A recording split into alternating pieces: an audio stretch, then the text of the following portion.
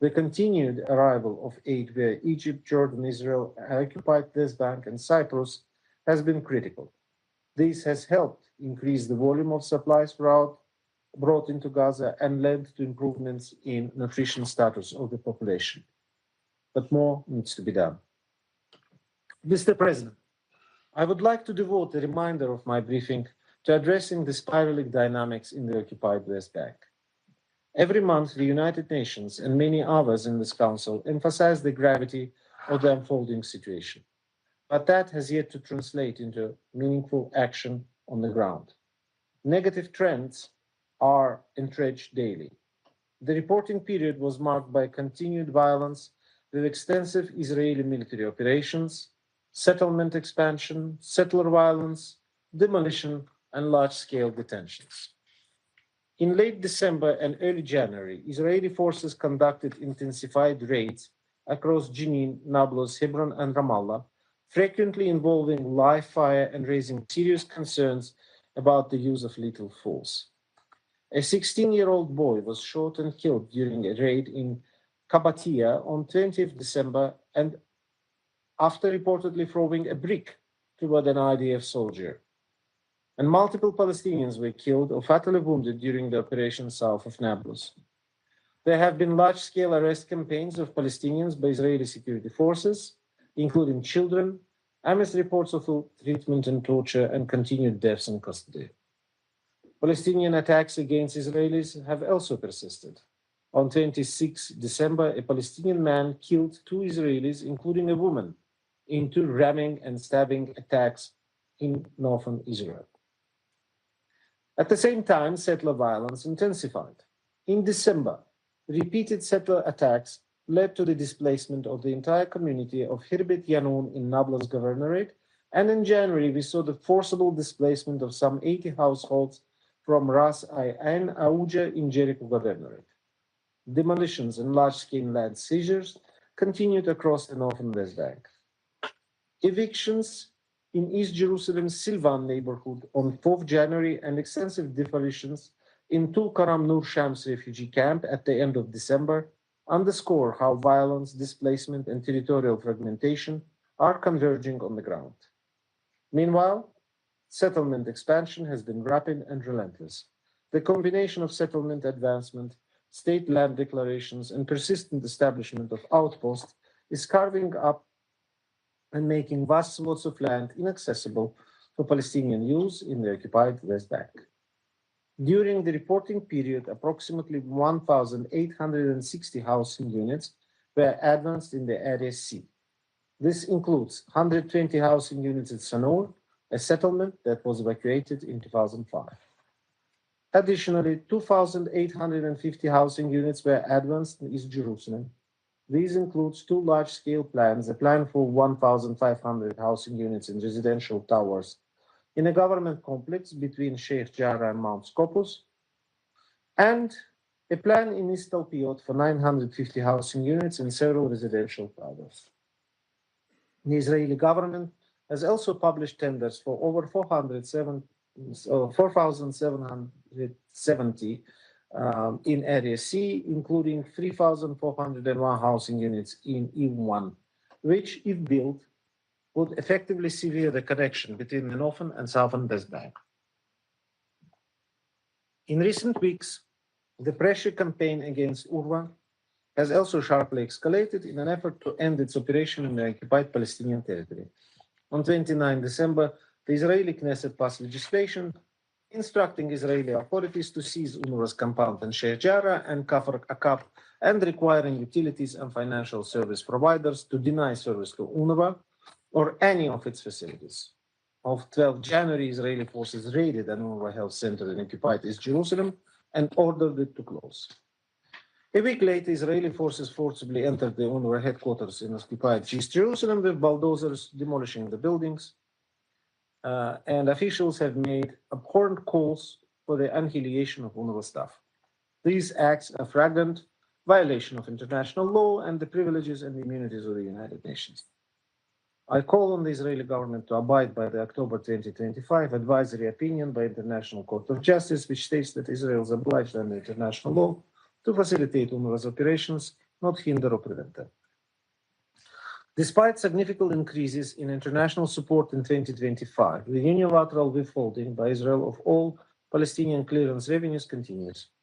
The Palestinian Authority continues to face the growing fiscal crisis, resulting in partial payment of civil servant salaries and a reduction in services. Nearly 2.5 billion US dollars of clearance revenues remains withheld by Israel.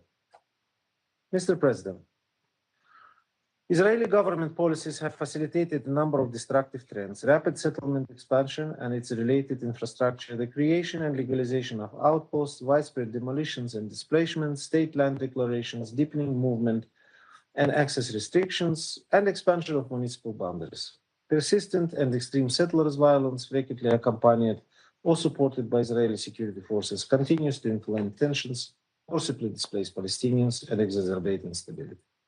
The consequences have been severe, deepening the occupation, fragmenting Palestinian space, and strengthening territorial contiguity for settlement.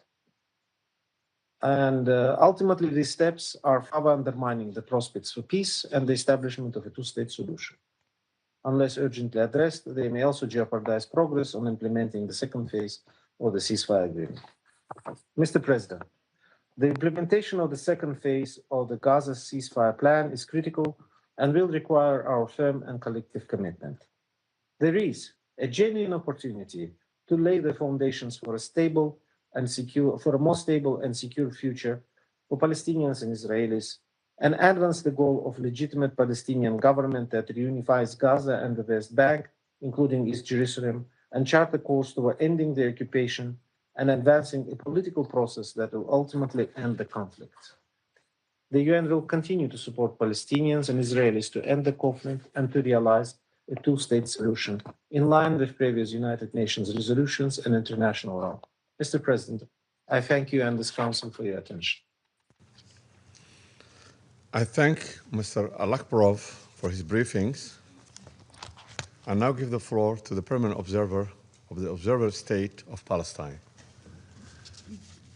Mr. President, at the outset, allow me to thank you for presiding over this open debate at such a pivotal moment for peace, justice, and human dignity. Allow me also to welcome the ministers who are with us, to thank Mr. Ramiz Al-Akbarov for his briefing, and to welcome again our friends, the 5 elected new members of the Security Council, Bahrain, Colombia, Democratic Republic of Congo, Latvia, and Liberia. 80 years after the end of the Second World War, the core principles upon which the United Nations were founded remain as critical as ever.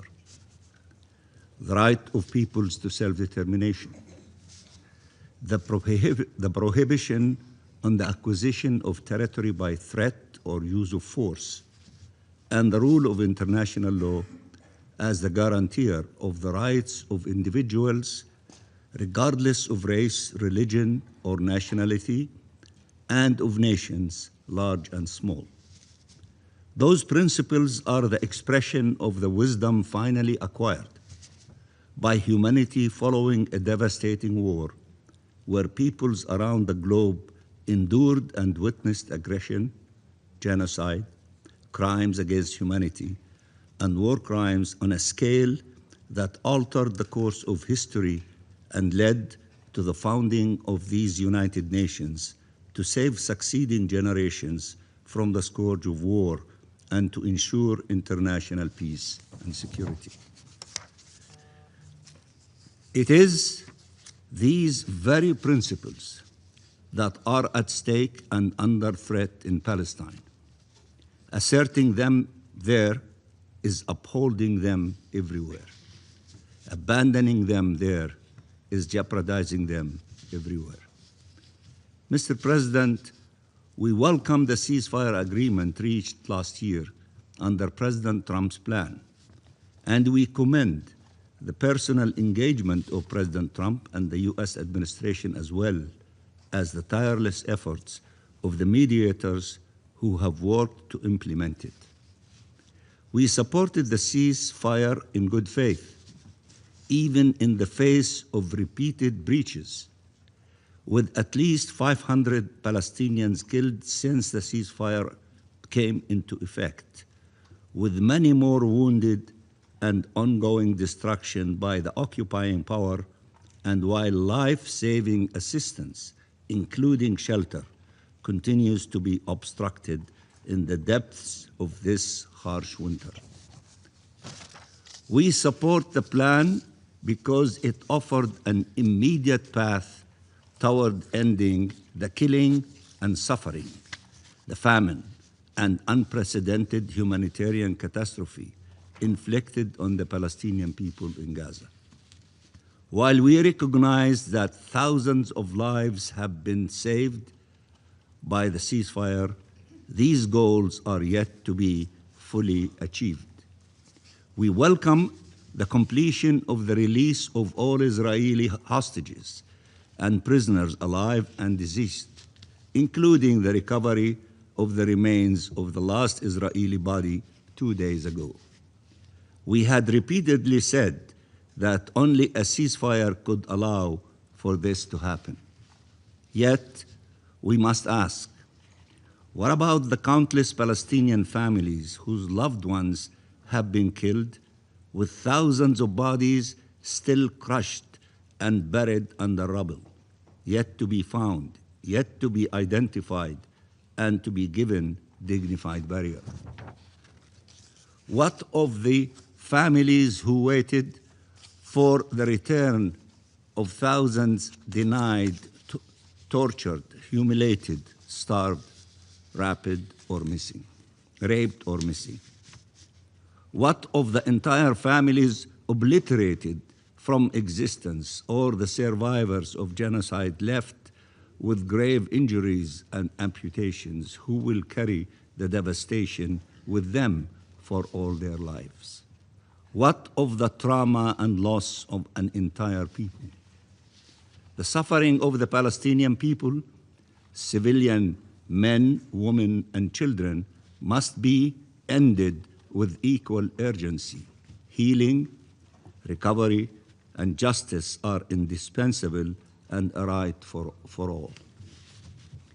Full implementation of Phase 1 obligations, including an immediate end to the killing and unrestricted humanitarian access across the Gaza Strip, is essential. These are not new demands.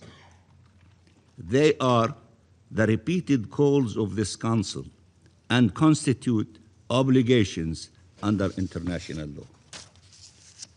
Moreover, Israel must end its ongoing war against humanitarian actors, including UNRWA and vital NGOs, whose safety and ability to operate have been repeatedly undermined.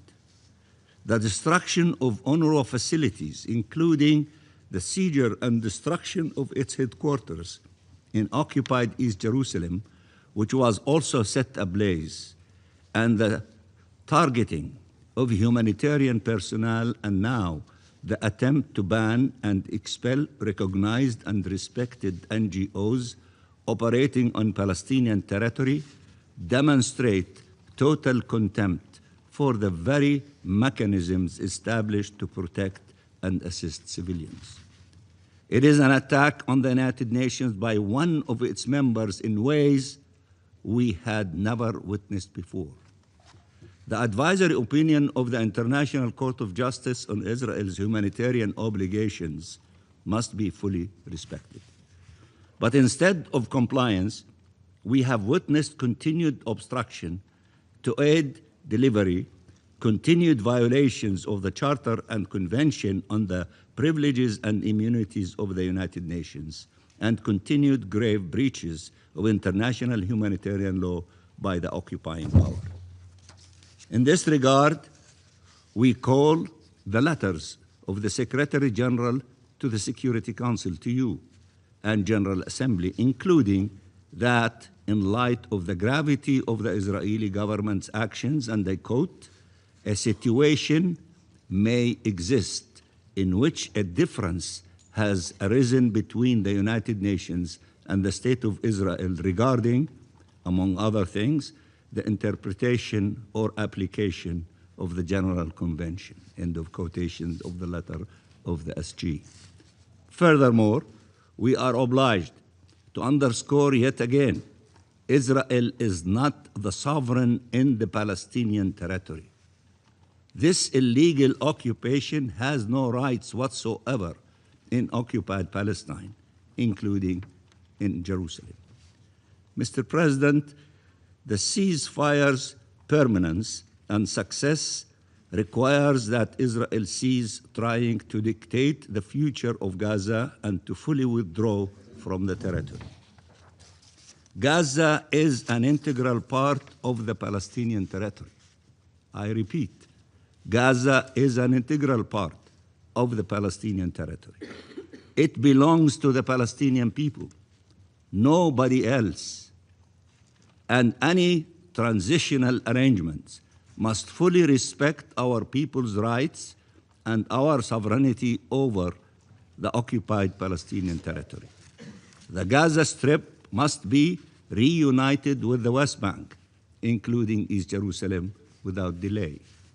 And our people's right to self-determination and independent statehood, enshrined in the principles and purposes of the UN Charter, which I began with, and in numerous resolutions of the Security Council, General Assembly, ICJ rulings, and in peremptory norms of international law, cannot be disposed of.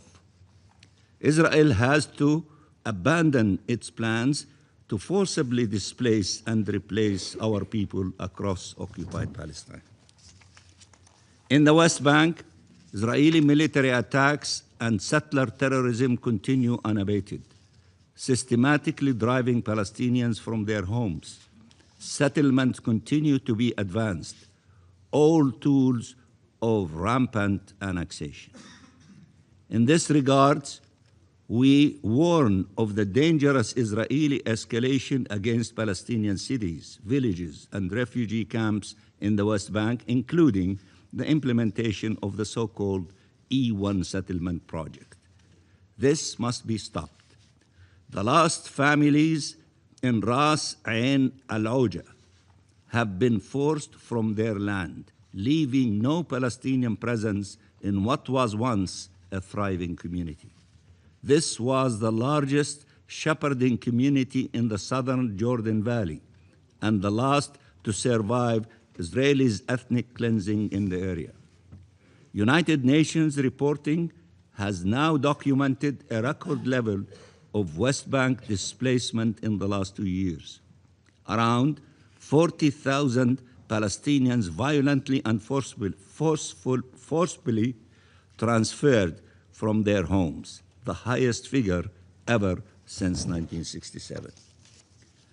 Despite the long-standing demands by the international community, including the Security Council for decades, for a halt to such illegal colonial practices, Israel persists with its impunity, entrenching its illegal occupation of our land and people every single day.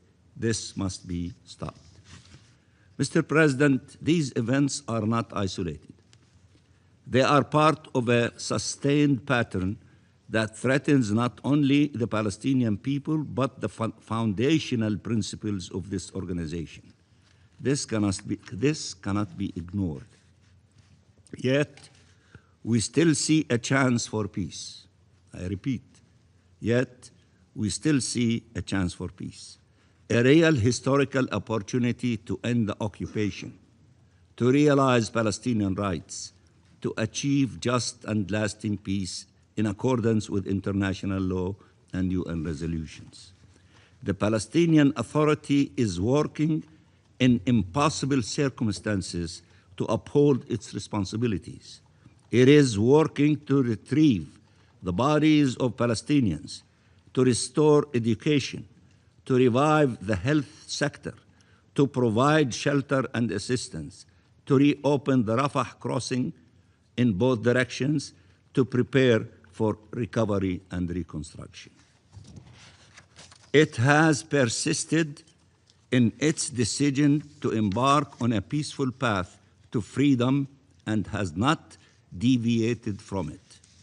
It has conducted difficult reforms while being undermined politically and financially. It has adopted the principle of one state, one government, one law, and one weapon. Palestine is a reliable partner for peace, if peace is the objective. Palestine is a reliable partner for peace if peace is the objective. The whole world can testify to that. But the Israeli government's objective is not peace, it is domination. Netanyahu yet again bragged that he will never allow a Palestinian state to emerge. He went further, reaffirming Israel will retain control from the river to the sea, promising eternal occupation, a delusional idea that will continue depriving our region of the prospects and promise of peace. Mr. President, the Palestinian people have an inalienable right to self-determination, including the right to the independence of their state. Any implementation of peace plans must uphold this right fully and unequivocally, and must preserve the unity and territorial integrity of the West Bank, including East Jerusalem and the Gaza Strip. There must be no administrative or legal, or I should rather say illegal, measures that entrench division and occupation instead of bringing an end to them. Mr. President, the best way to consolidate the ceasefire is to move towards a just peace. This requires the mobilization of the international community as a whole, in charting a clear path away from occupation and war towards shared peace, security, and prosperity as foreseen by the New York Declaration and supported overwhelmingly by the member states of these United Nations. We must all work together to advance these noble objectives. We welcomed the launch of Phase 2 of the ceasefire agreement and the establishment of transitional bodies to help administer Gaza in the transitional period ahead of reunifying the West Bank and Gaza Strip under the Palestinian Authority as stated by this Council. Palestine must be central to and fully represented in any processes that determines its future. We reiterate our readiness to work with the United States and regional and international partners to ensure respect for the ceasefire agreement in line with international law. Our people are waiting for the recovery and rebuilding promised to them after so much pain and loss inflicted on them. We cannot let them down. Palestine needs a just peace more than any other country because it suffers most in its absence. It is seeking a peaceful path to freedom. We are seeking a peaceful path to freedom. It should be encouraged and supported, not undermined. We want our rights, the rights accorded to all nations, nothing more, but also nothing less and nothing else. I repeat, we want our rights, the rights accorded to all nations, nothing more, but also nothing less and nothing else. Free Palestine, peace in the Middle East, and I thank you very much, Mr. President. I thank the permanent observer of the Observer State of Palestine for his statement. I'll now give the floor to the representative of Israel. Thank you, Mr. President. First, I would like to thank the briefer and welcome the ministers who joined us today. and the new members of the Security Council. Mr. President, from the first day of the war in Gaza, Israel has been clear before this council about its goals. We had two goals: every hostage home, Hamas disarmed. With the return of Ran Gvili, I can finally say that the first goal has been achieved. Every hostage been brought home. What many believed was impossible is now a fact. We said we would bring them home, all of them, no matter how long it took. Now, for the first time since 2014, there is not a single Israeli hostage held in Gaza. This achievement was secured by the brave soldiers of the Israeli Defense Forces, young men and women who stepped forward with incredible determination, resolve, and courage. They defended our people. They brought our hostages home. They did so under fire, under pressure, and under relentless scrutiny, including from within this very chamber. Israel owes them a profound debt. The world owes them one as well. This effort was also driven and sustained by the leadership of the United States. The peace framework advanced by President Donald Trump and his administration created a path forward. Today, for the first time in 843 days, I sit in this chamber without the yellow hostage pin on my lapel. Everyone in Israel wore it until yesterday. This is a moment of deep national significance for Israel. This moment also carries a message far beyond Israel.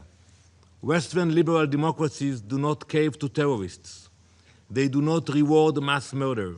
They do not trade their values for silence. The message is clear for every terrorist organization watching us. Kidnapping civilians does not bring legitimacy. Violence does not deliver political gains. Terror does not win. Israel now advances its second goal with the same determination and clarity. Hamas must be disarmed. The next steps are grounded in phase 2 of the peace plan, supported by Israel, key international players and partners, and this Security Council. Phase 2 is written. It is structured. It provides for the establishment of a responsible governing framework for Gaza. There are positive signs. However, one obstacle remains: Hamas disarmament. The choice now rests with Hamas. Acceptance of full disarmament enables progress. Refusal places full responsibility on Hamas for the consequences. Clarity is essential about what disarmament actually means. Disarmament does not mean staged handovers for cameras. It does not mean weapons hidden underground while promises are made above ground. There is no real disarmament until Hamas's military infrastructure is dismantled. That includes weapons, command centers, and terror tunnels. No economic rebuilding can take place while Hamas remains armed. No civilian future can exist while a terrorist army controls Gaza. A genocidal terrorist organization should not have any weapons. Hamas understands this reality. That is why it delays, that is why it deceives. But don't just take Israel's word for it. Hamas put this in writing. In the final days of last year, Hamas released this manifesto, very impressive one. This document, a copy of which was sent to all of your missions this morning, removes all doubt about Hamas's real intentions. They wrote it. It wasn't us. In this document, it says very clearly, it rejects disarmament, it rejects giving up political power, it denies the atrocities of October 7th, it justifies and glorifies its mass murder. Hamas even boasts about its strategy and diplomacy. In its own words, it calls one of the achievements of October 7th the collapse, and I quote, of Israel's image as a Western democracy. That tells you everything. This is not the language of peace, even when dressed up as diplomacy. It is a roadmap for future violence. Do not fall into Hamas's playbook. Do not let its propaganda write your talking points.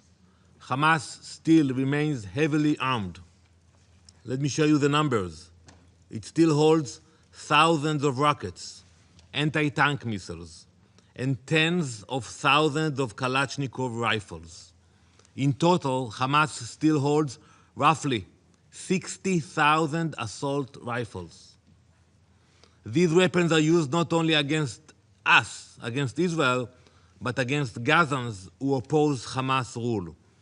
This is not a movement preparing for peace.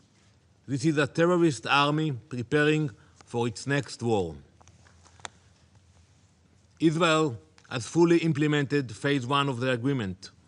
Since the beginning of the October ceasefire, the volume of aid has increased sharply. Let's take a look at the numbers. More than 33,000 trucks have entered Gaza since October 10, 2025. They delivered over 850,000 tons of food, 8,300 tons of medical supplies, more than 420,000 tents.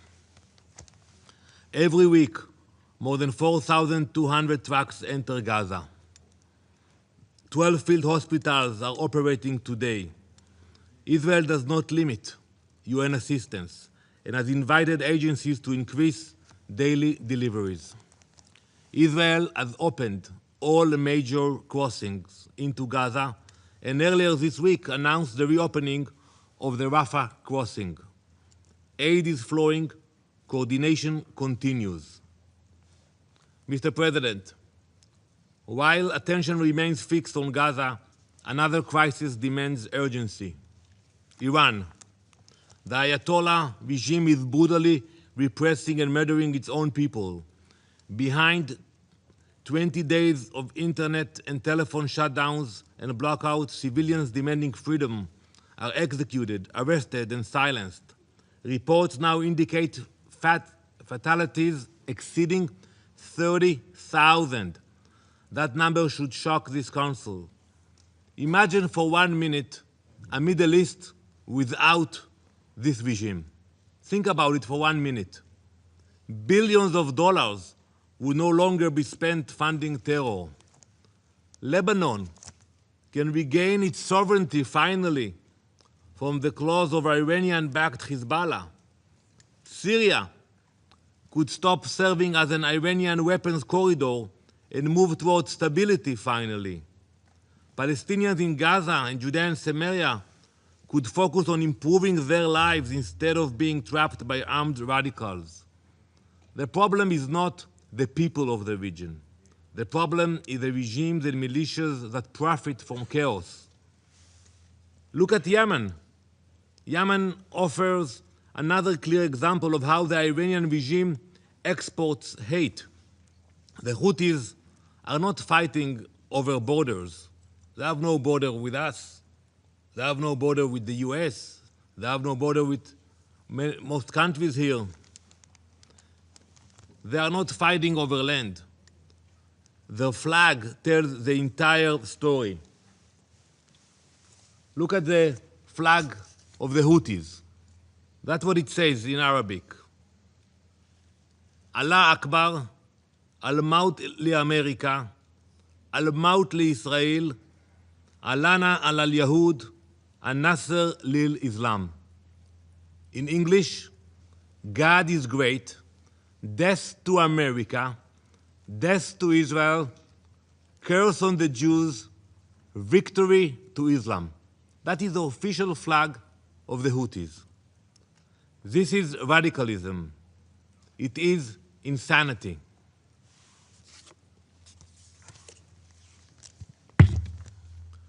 That hatred did not originate in Yemen. It was cultivated, funded, and armed by Tehran. The Iranian regime diverted its own people's money to fund terror instead of providing basic needs. This is how the Iranian regime operates. It builds network of violence and exports them across the Middle East and beyond. A regime that massacres its own people cannot be trusted to respect others. The world's most extreme regime must never obtain the world's most dangerous weapon. Israel has no hostility toward the people of Iran. Their courage is undeniable. Their struggle for freedom deserves support. Their future must be free of tyranny. Hope, however, is not a strategy. As Hamas is dismantled, the Iranian regime must be confronted with the same seriousness. The same clarity must apply. The same standards must hold. Israel's position is unmistakable. Every hostage was brought home. Hamas must now be dismantled completely. Gaza must be demilitarized and de-radicalized. Thank you, Mr. President.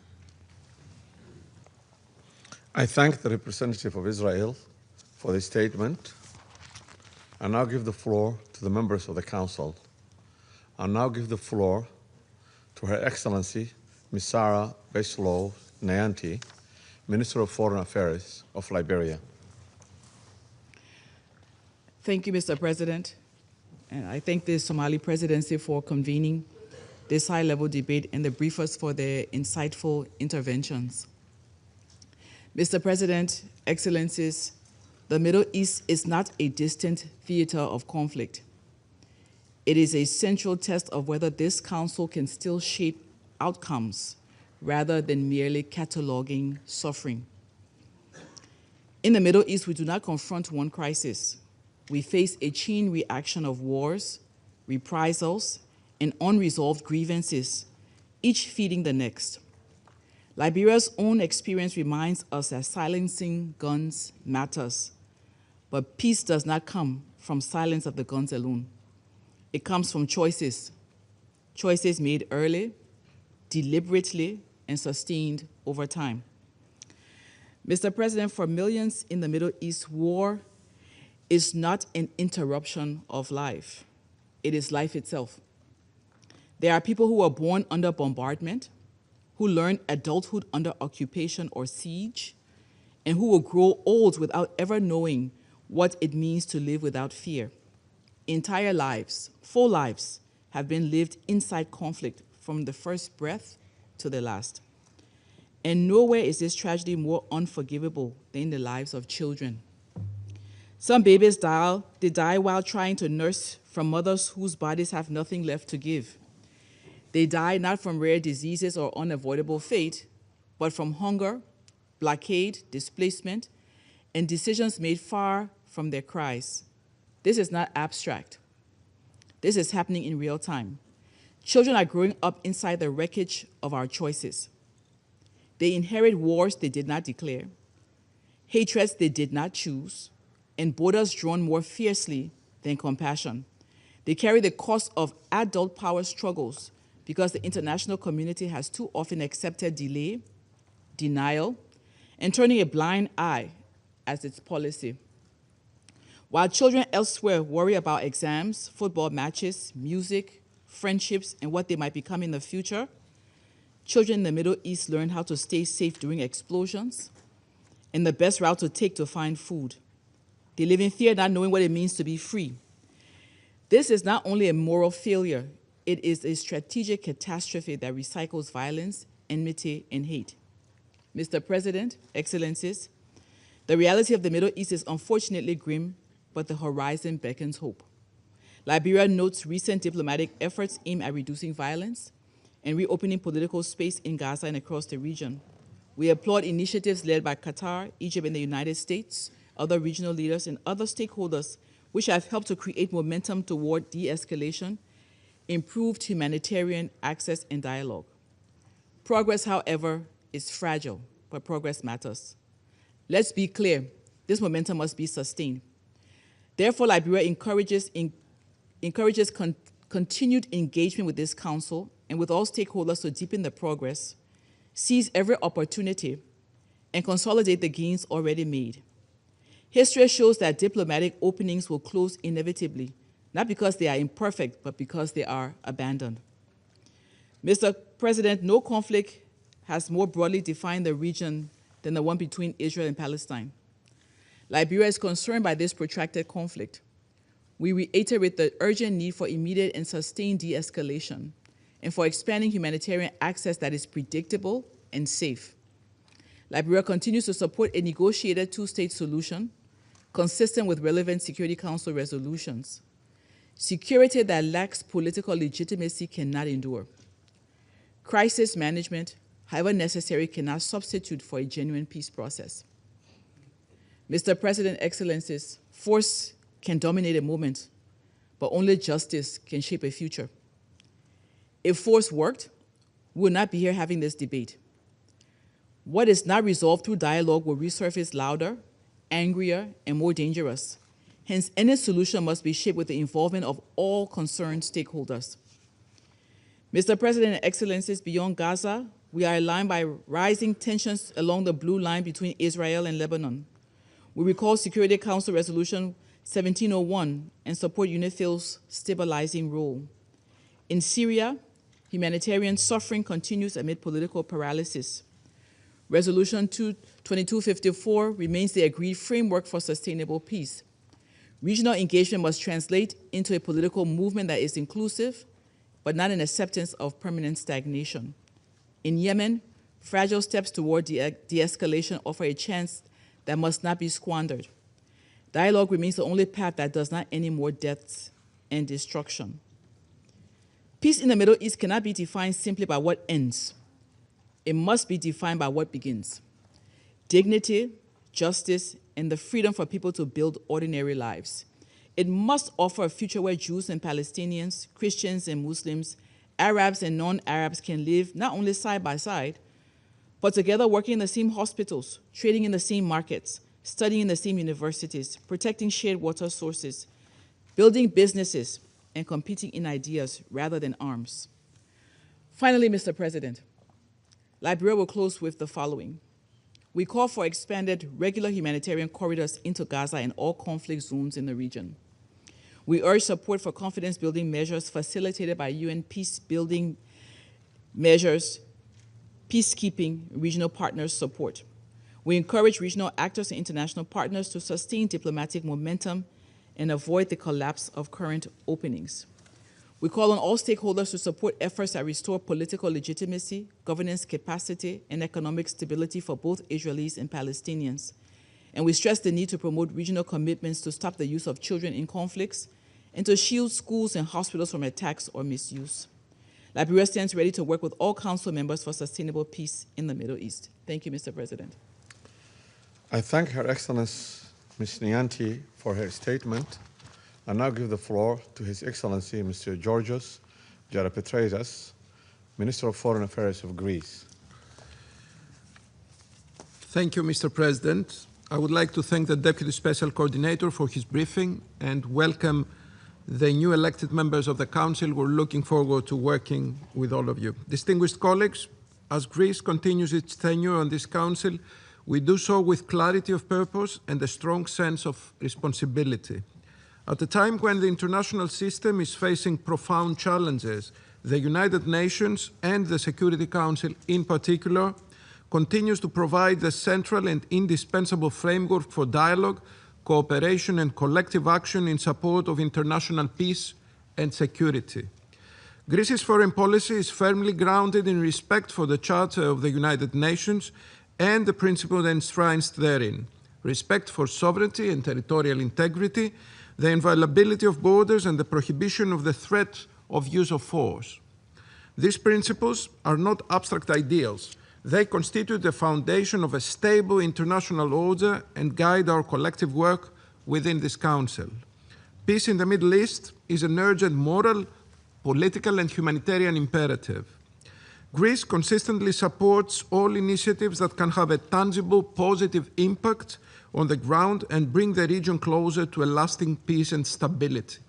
In this spirit, we have strongly supported the comprehensive plans for Gaza and voted in favor of Security Council Resolution 2803. We acknowledge the progress achieved towards sustained ceasefire and the implementation of the 20-point Gaza peace plan endorsed by this Council. we have been very relieved that the body of the last hostage has been returned to his family. This development concludes a deeply painful chapter for the families. It also opens the path for the full implementation of Phase 2, which is a truly decisive moment. This next step must include full disarmament of Hamas and other armed groups. Addressing Israel's legitimate long-term security concerns is a key precondition for sustainable peace. The nomination of a Palestinian National Committee for the administration of Gaza with the support of the presidency of the Palestinian Authority is a welcome development. It represents an important step towards legitimate and accountable governance, which is indispensable for stability, reconstruction, and long-term peace. The future reconstruction of Gaza must be credible, coordinated, and firmly anchored in legitimate governance structures and embedded in a broader political and credible political horizon. Gaza and the West Bank is a single, indivisible territorial unit for a future Palestinian state. The path forward is clear: a credible political process leading to a two-state solution, allowing Palestinians and Israelis to live side by side in peace and security. Greece stands ready to contribute actively and responsibly to the peace process, including through the scaling up of humanitarian assistance and the development aid in the West Bank. It continues to provide treatment to children from Gaza in Greek hospitals. We are also actively contributing to efforts aimed at stabilizing security conditions in Gaza, including through our participation in the Civil-Military Coordination Center. Overall, our objective is clear: to help prepare the ground for the day after in Gaza, in close cooperation with the Palestinian National Committee and the Palestinian Authority, as well as with key regional partners such as Egypt. Peace requires the protection of civilians. Today, despite significant progress on the delivery of food and other goods, the humanitarian situation in Gaza remains difficult. Harsh weather conditions, devastated infrastructure, and shortages of food, water, and medical supplies continue to exacerbate suffering. Humanitarian access, including via Cyprus Maritime Corridor, must therefore be unimpeded. We're also concerned with recent developments affecting UNRWA, notably the demolition of its facilities in East Jerusalem. Beyond Gaza, the situation in the West Bank is steadily deteriorating. Rising settler violence, including against Christian communities, erodes trust and fuels instability on the ground. We also call for a halt to settlement activities, including in the E1 area. As the Greek Prime Minister stated during his recent visit to Ramallah and Jerusalem, Greece's support for the Palestinian Authority is unwavering. It remains the legitimate representative of the Palestinian people, and as such must be empowered politically and financially. The Palestinian Authority has been very serious in promoting reforms. Withheld tax revenues must be released immediately. Equally, the preservation of the status quo of the holy sites in Jerusalem is of paramount importance. Jerusalem is not only a city of profound religious significance, but a litmus test for coexistence and mutual respect. Mr. President, turning to Lebanon, this Council's visit to Beirut last December was more than symbolic. It sent a clear message: Lebanon is not alone. We welcome the progress achieved in Phase 1 of the National Disarmament Plan, which brings Lebanon closer to restoring full control over its territory in line with relevant Security Council resolutions. Nevertheless, disarmament must be coupled with sustained capacity building as well as clear plan for reconstruction. Greece considers Lebanon as a key partner for peace. It will support Lebanon in its efforts for security and prosperity. It recently delivered military equipment to the Lebanese armed forces and stands ready to do more. In the same vein, we welcome the organization of an international conference in Paris on March 5, aiming at garnering international support toward the LAF, and we're looking forward to our participation. For Syria, Mr. President, 2025 has been a landmark year. the fall of the Assad regime gives a historic opportunity to a country of great importance for the Arab world and the Eastern Mediterranean. Greece stands by Syria and is offering support bilaterally and in its capacity as EU and Security Council member. We must acknowledge the progress achieved so far, but we should also not disregard the persisting challenges. We welcome the assurances by the Syrian government regarding adherence to international law and good neighborly relations. We expect them to be honored, especially in terms of maritime delimitations with neighboring states. Syria's sovereignty, unity, and territorial integrity must be fully respected. We also support the country's engagement with the United Nations and warmly encourage its further enhancement, looking forward to the prompt establishment of the Office of the Special Envoy in Damascus. At the same time, we should not forget that 2025 was marked by violence against Alawites, Druze, Christians, and lately the Kurds. We need more information, clarity, and indeed accountability. We reiterate the need for an inclusive transition and protection of all Syrians, including women, without any discrimination whatsoever due to religious or ethnic background, as a prerequisite for stability and recovery. Syria's wealth lies in its diverse and pluralistic society. Civilians must be protected under all circumstances. The latest developments in the northeast prove how fragile the transition remains and causes concern.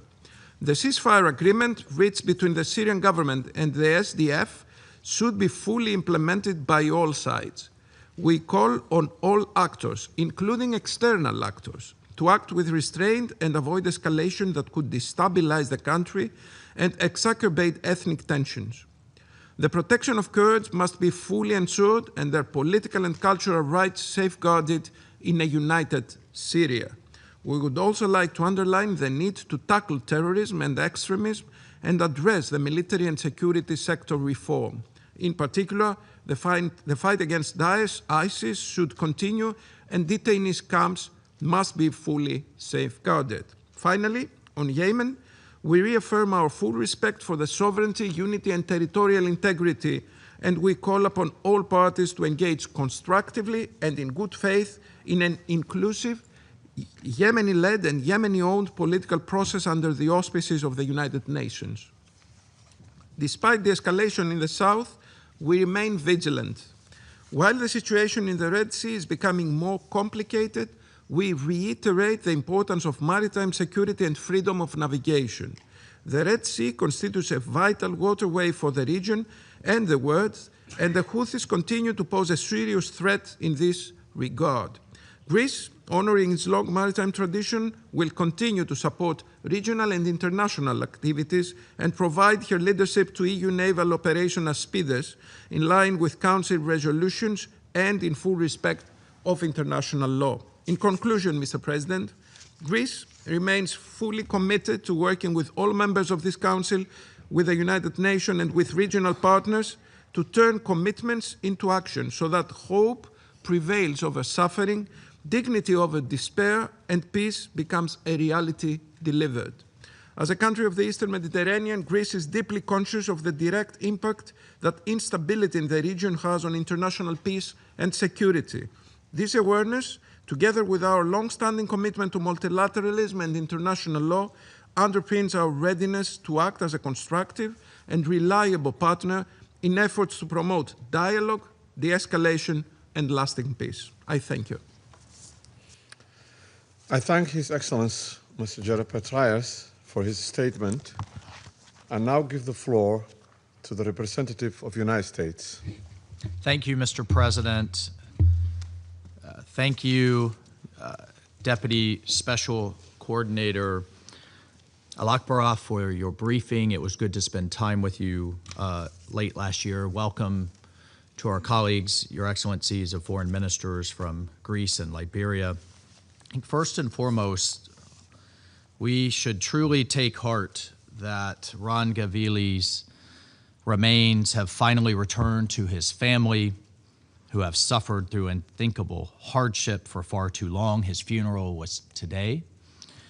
And we hope his return brings a measure of solace and closure for the family that I also had the honor to spend some time with. And I think we all hope the remains of all the deceased are returned to their loved ones, those that were killed in this horrible war started by Hamas,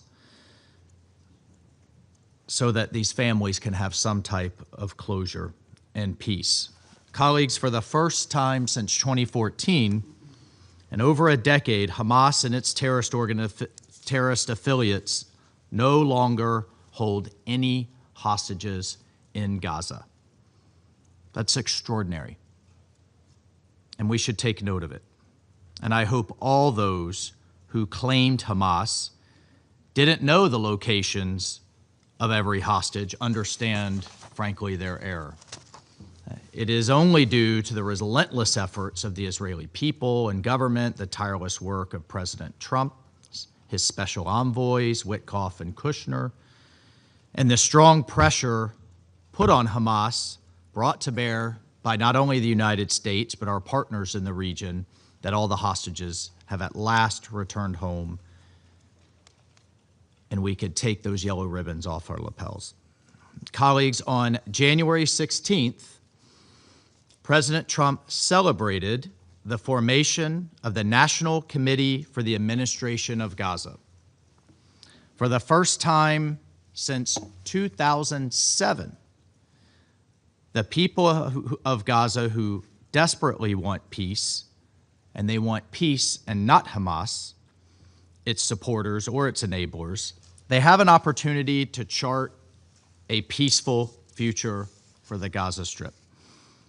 We are grateful, deeply grateful, for Dr. Ali Sheikh's leadership of the National Committee and for our partnership with those serving alongside him to restore public services, to rebuild civil institutions, and to stabilize daily life in Gaza. Last week in Davos, President Trump announced the Board of Peace,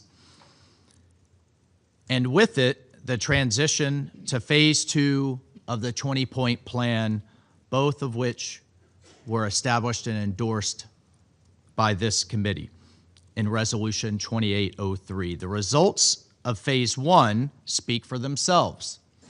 A ceasefire that the entire world were begging for and demanding, humanitarian aid that was so desperately needed, and the release and return of all hostages to their families. Phase 2 will advance the full demilitarization and reconstruction of Gaza in line with the President's plan and with Security Council Resolution 2803.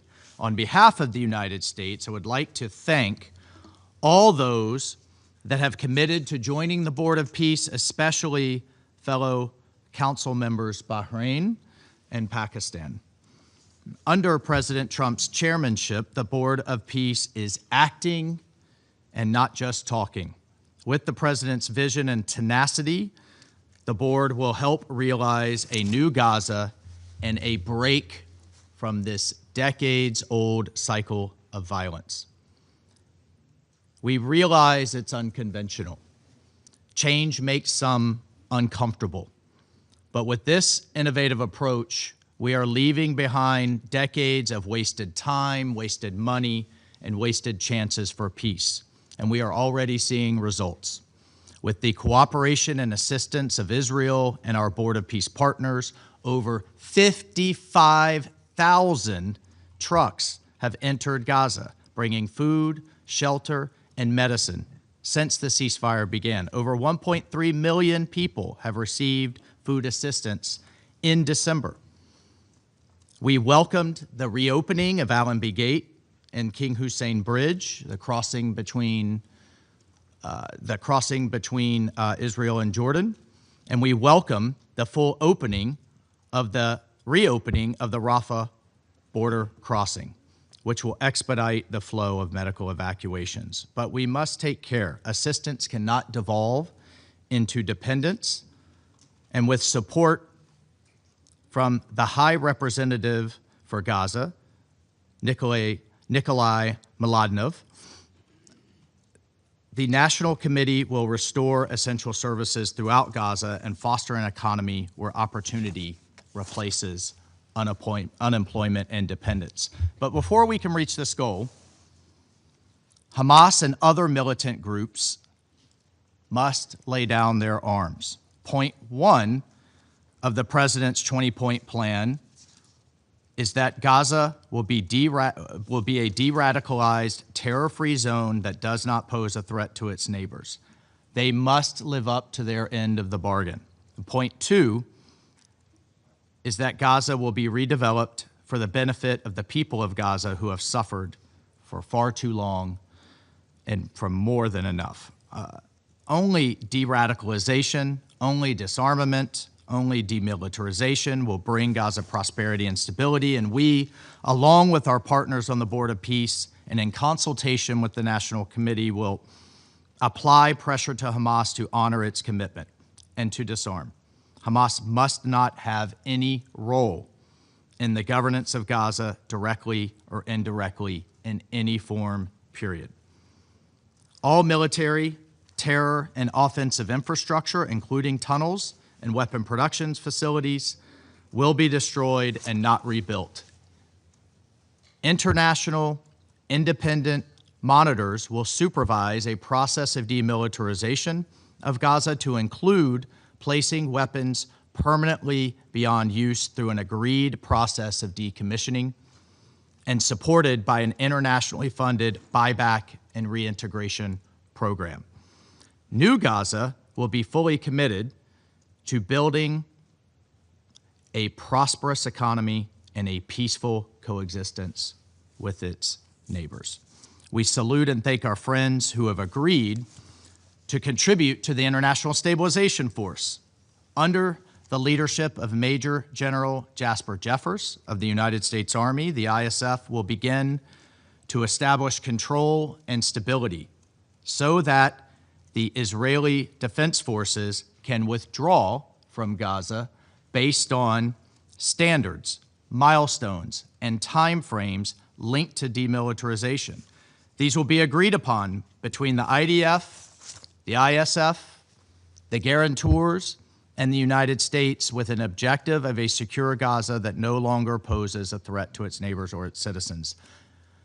Colleagues, the United States remains fully committed to working in close partnership with Israel, with key Arab and Muslim majority nations, and with the international community to bring the peace, the prosperity, and the security and dignity to the region that its people deserve. I thank you, Mr. President.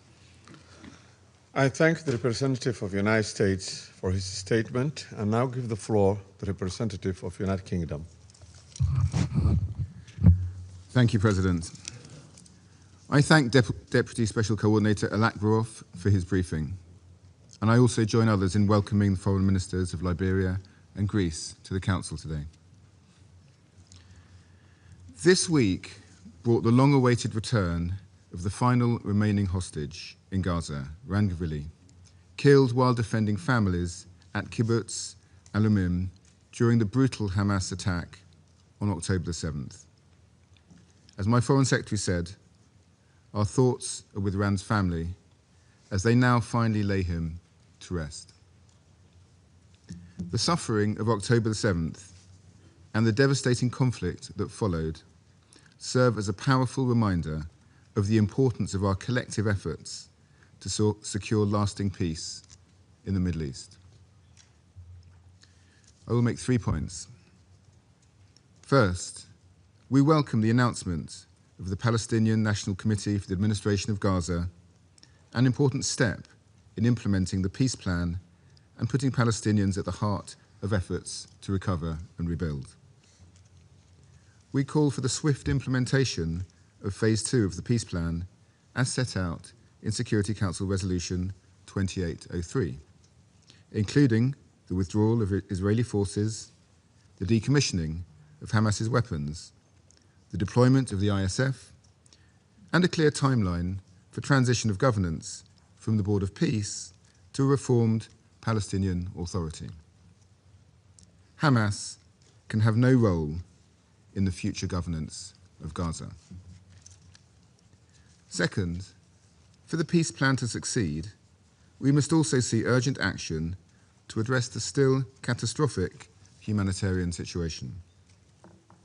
The UN reports that at least 9 infants have died of hypothermia this winter, including a 3-month-old baby last week. This is completely unconscionable, especially when life-saving shelter and medical supplies remain at the border, blocked by Israeli authorities. We welcome Israel's commitment to partially open the Rafah crossing. But this is not enough. Rafah and all crossings must be fully opened to allow life-saving humanitarian supplies to enter at scale. The UK condemns Israel's egregious attacks against UNRWA's compound in East Jerusalem and its restrictions on the work of international NGOs.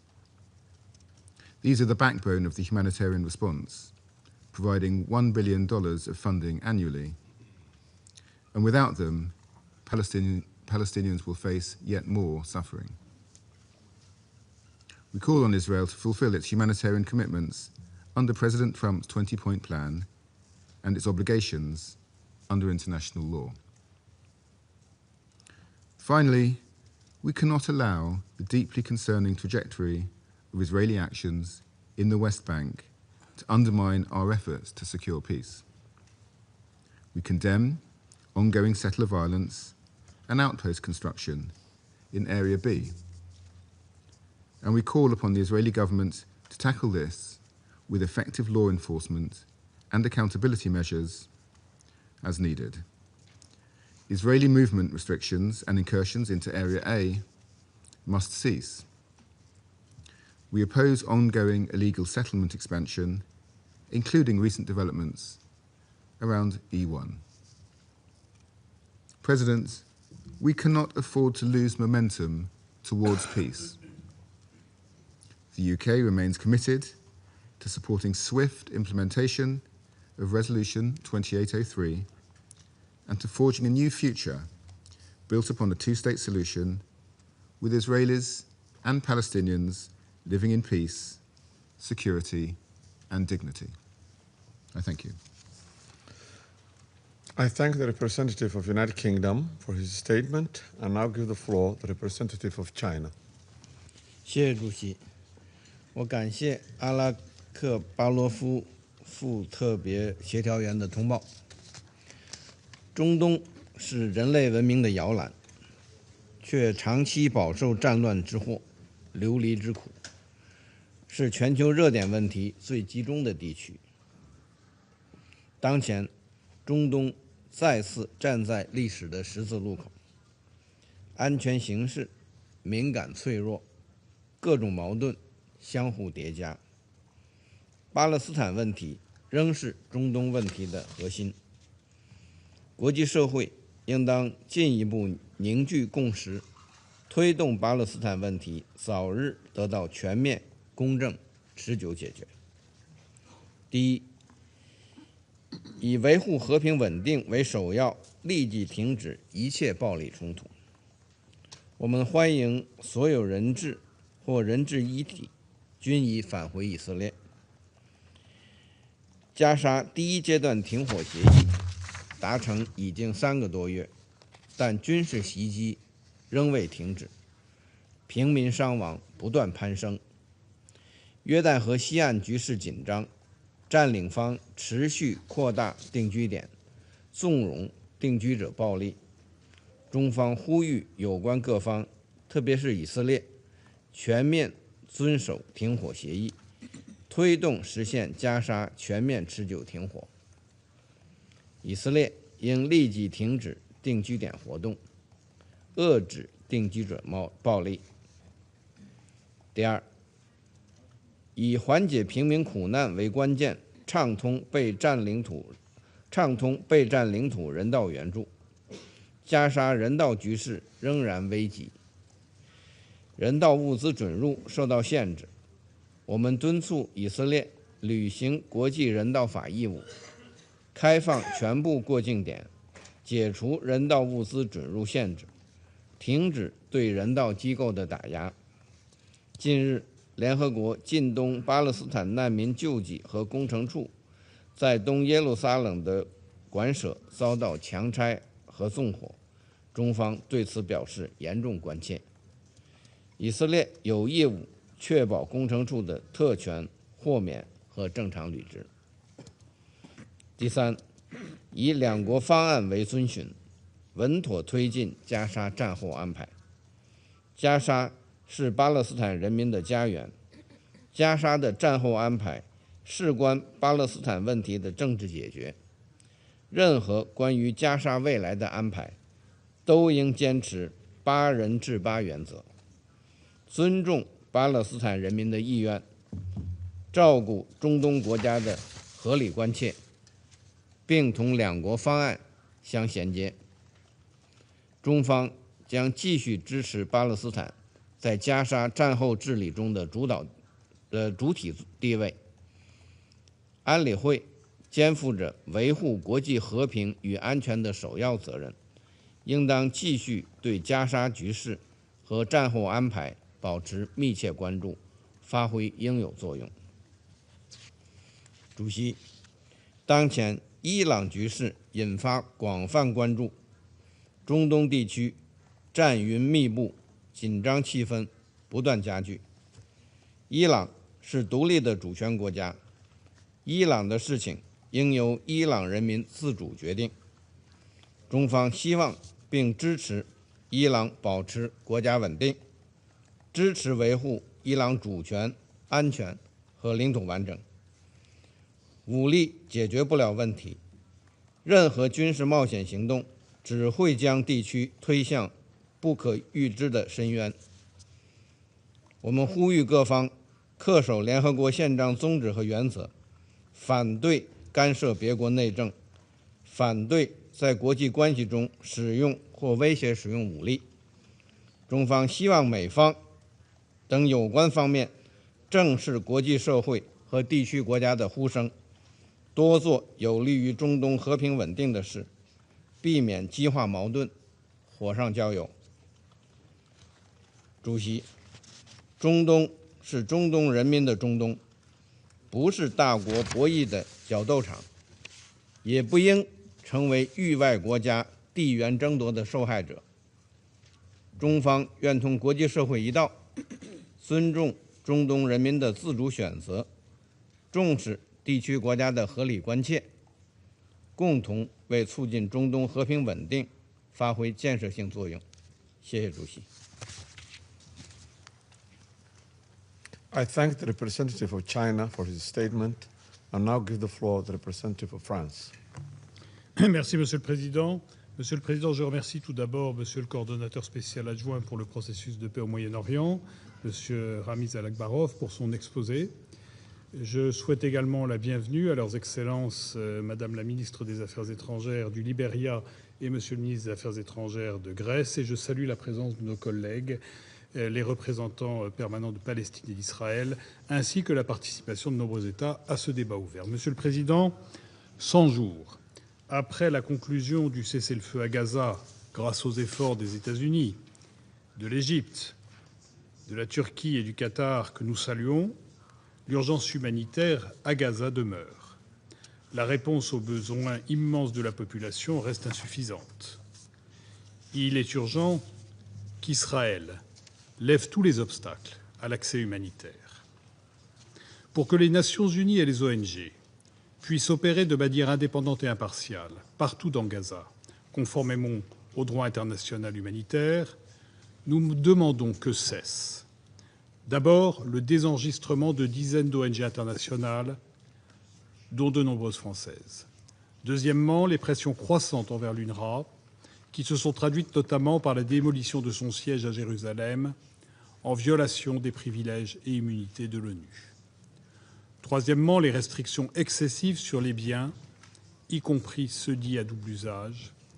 Et enfin, quatrièmement, la fermeture persistante de certains points de passage. À ce titre, le point de passage de Rafah doit être pleinement ouvert dans les deux sens conformément au plan de paix. Monsieur le Président, la France rend hommage à Ran Dvili, dernier otage israélien retenu par le Hamas, dont la dépouille a pu être rapatriée en Israël. Elle adresse ses condoléances à sa famille et à ses proches.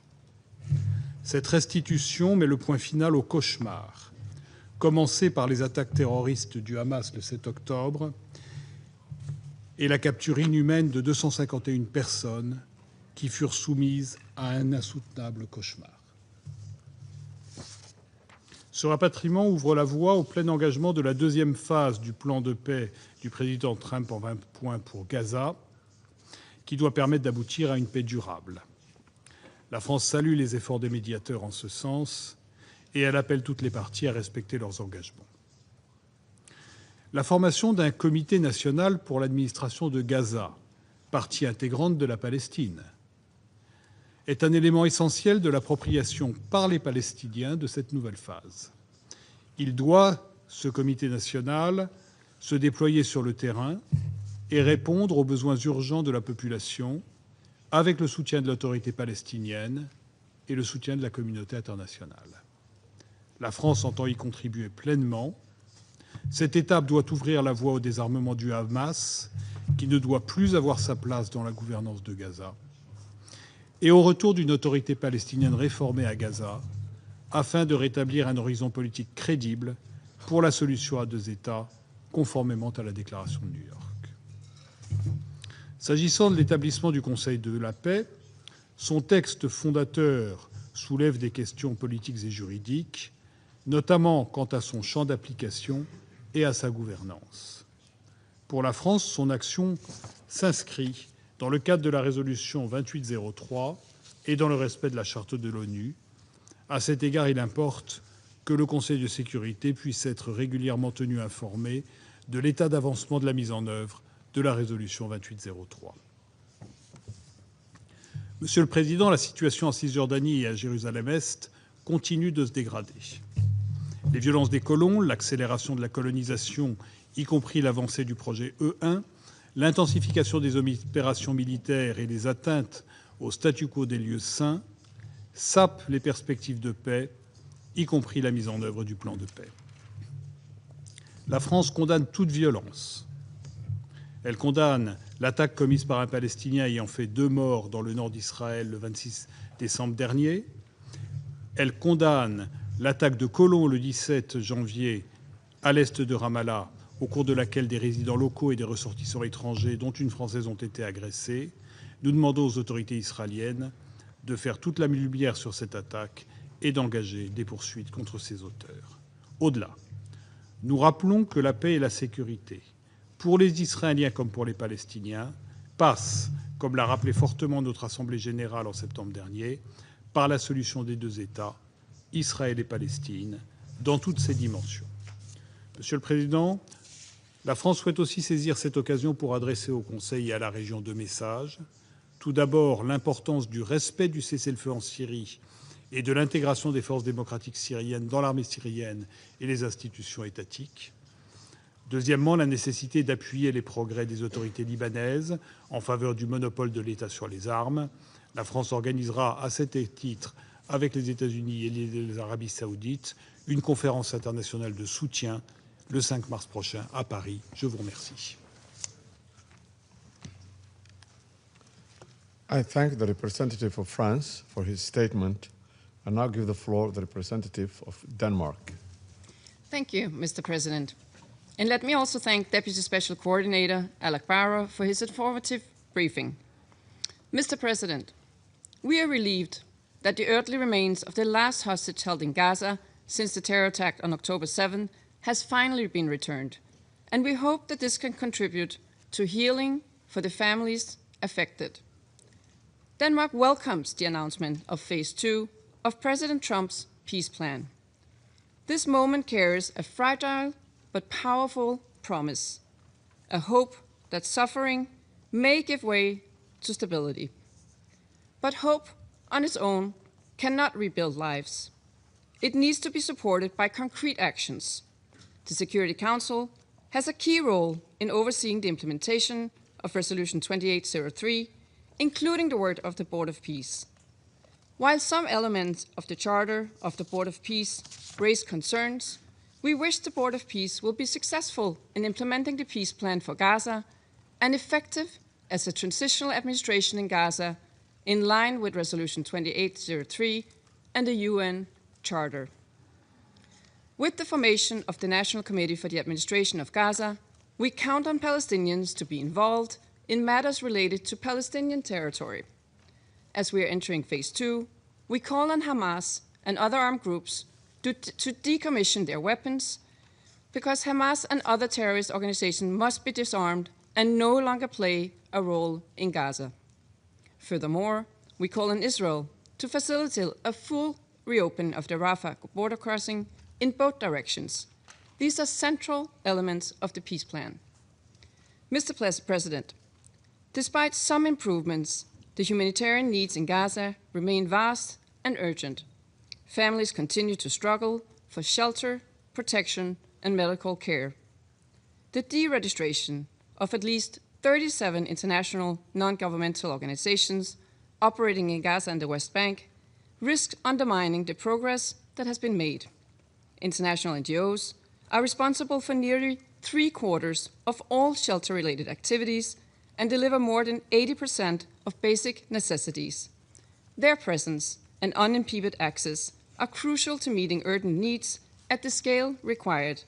We call on Israel to reverse this decision. We also urge Israel to urgently allow for unrestricted access of aid, including dual-use items. As specified in Resolution 2803, this Council has underscored the importance of full resumption of humanitarian aid in a manner consistent with the humanitarian principles.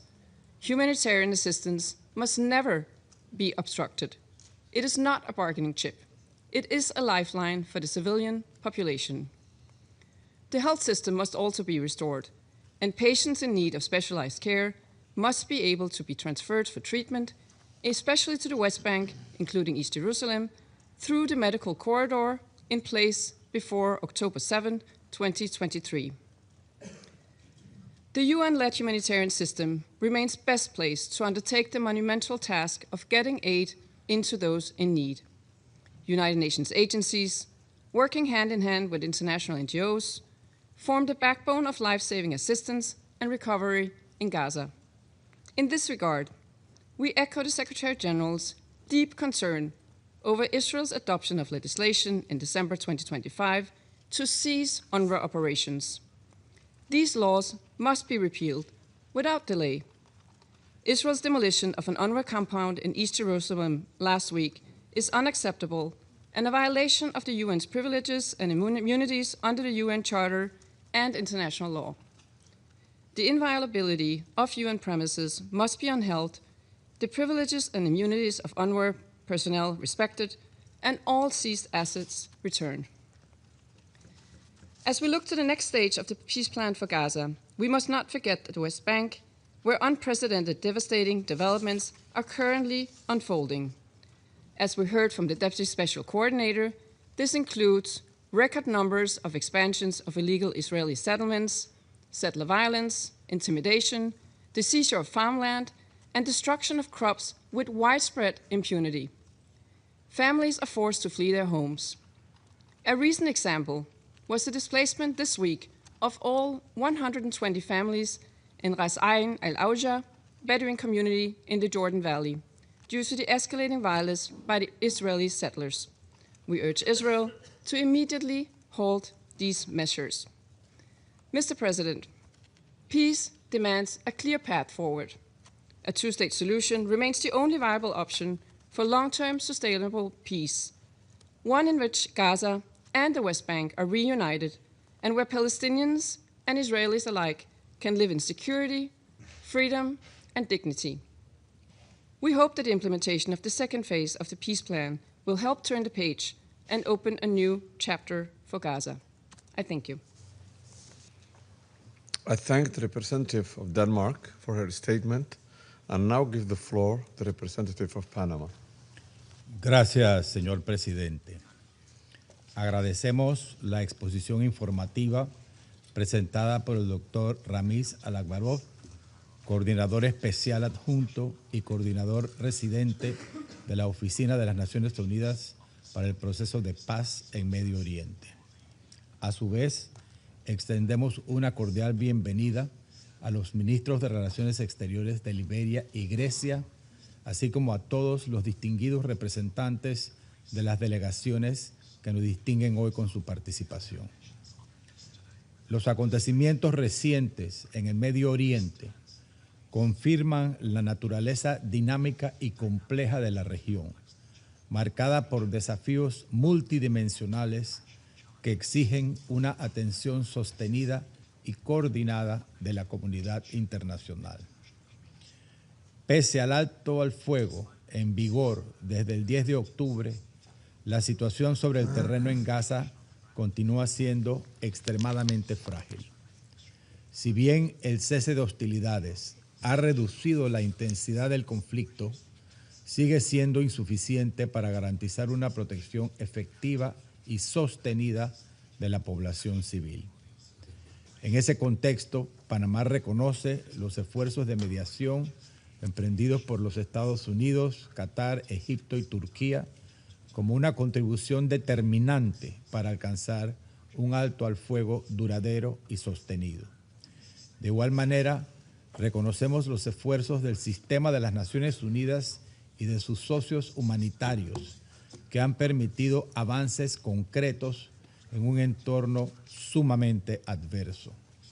No obstante, dichos avances siguen siendo frágiles y dependen de un acceso humanitario pleno, seguro, sostenido y sin obstáculos administrativos o burocráticos que impidan su operatividad. Hace unos días se confirmó la liberación de los restos mortales de Ran Ghibli, último de los 251 rehenes capturados donde el atroz ataque terrorista de Hamas del 7 de octubre de 2023. Reiteramos nuestras condolencias a todos los familiares de las víctimas y expresamos la esperanza de que el pueblo de Israel pueda poner punto final a este trágico episodio. Panamá votó en este Consejo a favor de la resolución 2803 de 2025, convencidos de la necesidad de abrir un espacio político que permitiera consolidar el cese de hostilidades, facilitar la asistencia humanitaria y sentar las bases para una fase de estabilización y transición en Gaza. Ese espacio ofrece una oportunidad que no debe perderse. Consideramos que los mecanismos previstos en dicha resolución para la implementación del plan de paz, incluida la Junta de Paz, deben ser impulsados de manera coordinada y contar con el acompañamiento efectivo de las Naciones Unidas, en particular del Consejo de Seguridad, como fuente primigenia de su legitimidad. Expresamos nuestra preocupación por los recientes hechos que han afectado las instalaciones de UNRWA y reafirmamos el principio de inviolabilidad de los locales de Naciones Unidas, así como los privilegios e inmunidades de su personal que los estados están obligados a respetar. Instamos a que las organizaciones no gubernamentales que han acompañado el enorme esfuerzo humanitario, pese a las extremas condiciones en el terreno, puedan continuar haciéndolo sin obstáculos para que contribuyan a la conclusión exitosa del plan de paz. Reafirmamos que la última vía sostenible y humana es aquella que permita a los pueblos de Israel y Palestina vivir lado a lado, en paz, seguridad y dignidad, y en un futuro ojalá cercano. Por otra parte, observamos con preocupación las medidas desproporcionadas adoptadas por el gobierno de la República Islámica de Irán en respuesta a manifestaciones ciudadanas destinadas a expresar demandas legítimas de libertad. Las detenciones arbitrarias, las desapariciones forzadas, las restricciones a la libertad de reunión y las acciones dirigidas a silenciar a las familias de las víctimas contravienen las obligaciones internacionales en materia de derechos humanos y refuerzan la urgencia de darle voz al pueblo iraní y una apertura hacia la comunidad internacional. En cuanto a Siria, Panamá reafirma su respaldo al proceso de transición política liderado y asumido por los sirios. Y subrayamos que una paz duradera solo será posible mediante la integración inclusiva de todas las minorías, respetando la soberanía nacional y la integridad territorial del país. Valoramos los esfuerzos recientes de las autoridades interinas por priorizar la contención y el diálogo en Alepo y sus alrededores y reafirmamos la obligación de todas las partes de cumplir el acuerdo del 19 de enero, respetar el derecho internacional humanitario y proteger a la población civil. Asimismo, Panamá subraya que el terrorismo sigue constituyendo una amenaza grave para la paz y la seguridad de la región. Reiteramos la necesidad de que se prevenga la reactivación de grupos terroristas, se gestione de manera segura los centros de detención y se garantice la repatriación responsable de combatientes extranjeros. También mantenemos una atención especial sobre la situación en el sur de Yemen, donde las últimas semanas se ha registrado un aumento de tensiones y enfrentamientos que afectan gravemente la seguridad, la estabilidad y las condiciones humanitarias de la población civil. En este contexto, reiteramos la necesidad de priorizar una agenda genuinamente nacional y subrayamos el papel central que corresponde al propio pueblo yemení en las decisiones relativas a su futuro y a la gobernanza de su país. De igual forma, la situación en el Líbano continúa caracterizándose por una elevada volatilidad. La visita realizada por este Consejo en diciembre permitió constatar la fragilidad del alto al fuego vigente, las persistentes tensiones a lo largo de la frontera sur y los desafíos asociados a la implementación de la Resolución 1701 del 2006. Panamá reafirma la importancia de preservar la estabilidad a lo largo de la línea azul, de respetar plenamente el mandato de la Fuerza Provisional de las Naciones Unidas en el Líbano y de fortalecer el apoyo al ejército libanés como pilar esencial de la soberanía y la integridad territorial del país. Reconocemos asimismo a las mujeres que en todo el Medio Oriente, desde la sociedad civil y los espacios políticos que logran ocupar, abren caminos hacia la igualdad y la justicia, recordándonos que no puede haber paz ni desarrollo sin su participación plena, segura y significativa. Señor presidente, el futuro del Medio Oriente no puede construirse a espaldas de sus pueblos, ni los modelos impuestos desde el exterior, ni la intransigencia de actores políticos sin legitimidad ni respaldo popular ofrecen soluciones a los complejos desafíos que enfrenta la región. La estabilidad de la región y su contribución a la paz y la seguridad internacionales serán el resultado de la suma de acciones que, aunque parezcan pequeñas, reflejan el sacrificio de mujeres y hombres que salvan vidas, alimentan a los más vulnerables, educan a los niños y eligen cada día la paz por encima de la violencia, dando fe de que el mejor futuro es el que se construye con base al respeto al diferente. Muchas gracias. I thank the representative of Panama for his statement and now give the floor to the representative of the Russian Federation. Господин председатель, благодарим заместителя спецкоординатора ООН по ближневосточному мирному процессу Рамиза Алакбарова за брифинг о положении дел в регионе. Динамика ситуации последних дней в зоне Палестино-израильского конфликта дает основания для осторожного оптимизма и надежды на окончательный переход от логики конфронтации и насилия к дипломатии и экономическому возрождению. Приветствуем возвращение в Израиль тела последнего заложника Рона Гвили, что стало возможным благодаря передаче информации о его местонахождении палестинцам. Пусть раны, нанесенные израильской нацией 7 октября 2023 года, еще свежи, Будем надеяться, что это символическое событие, ознаменовавшее окончательное воссоединение всех семей со своими близкими, заложит прочный фундамент для восстановления отношений между двумя народами. При этом ни в коем случае не следует забывать и о палестинцах, потерявших близких или разлученных со своими родными.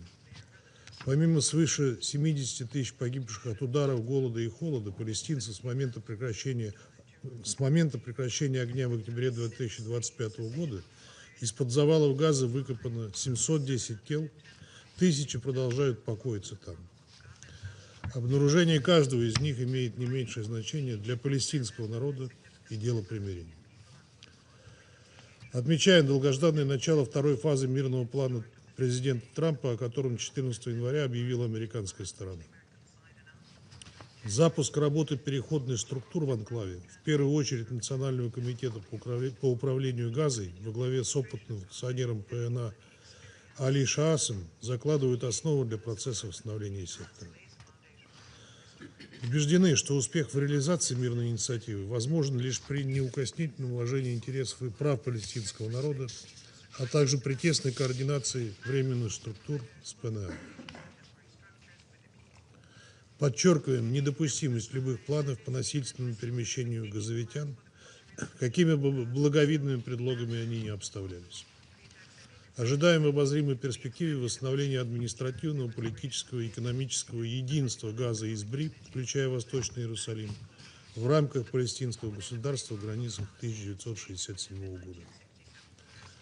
Ждем от американской стороны больше конкретики по поводу перспектив развертывания в секторе международных стабилизационных сил, в том числе по составу, численности и мандату данной миссии. Исходя из многолетнего опыта миротворческих операций, полагаем, что эффективность МСС будет напрямую зависеть от наличия согласия сторон и способности беспристрастно выполнять подмандатные задачи.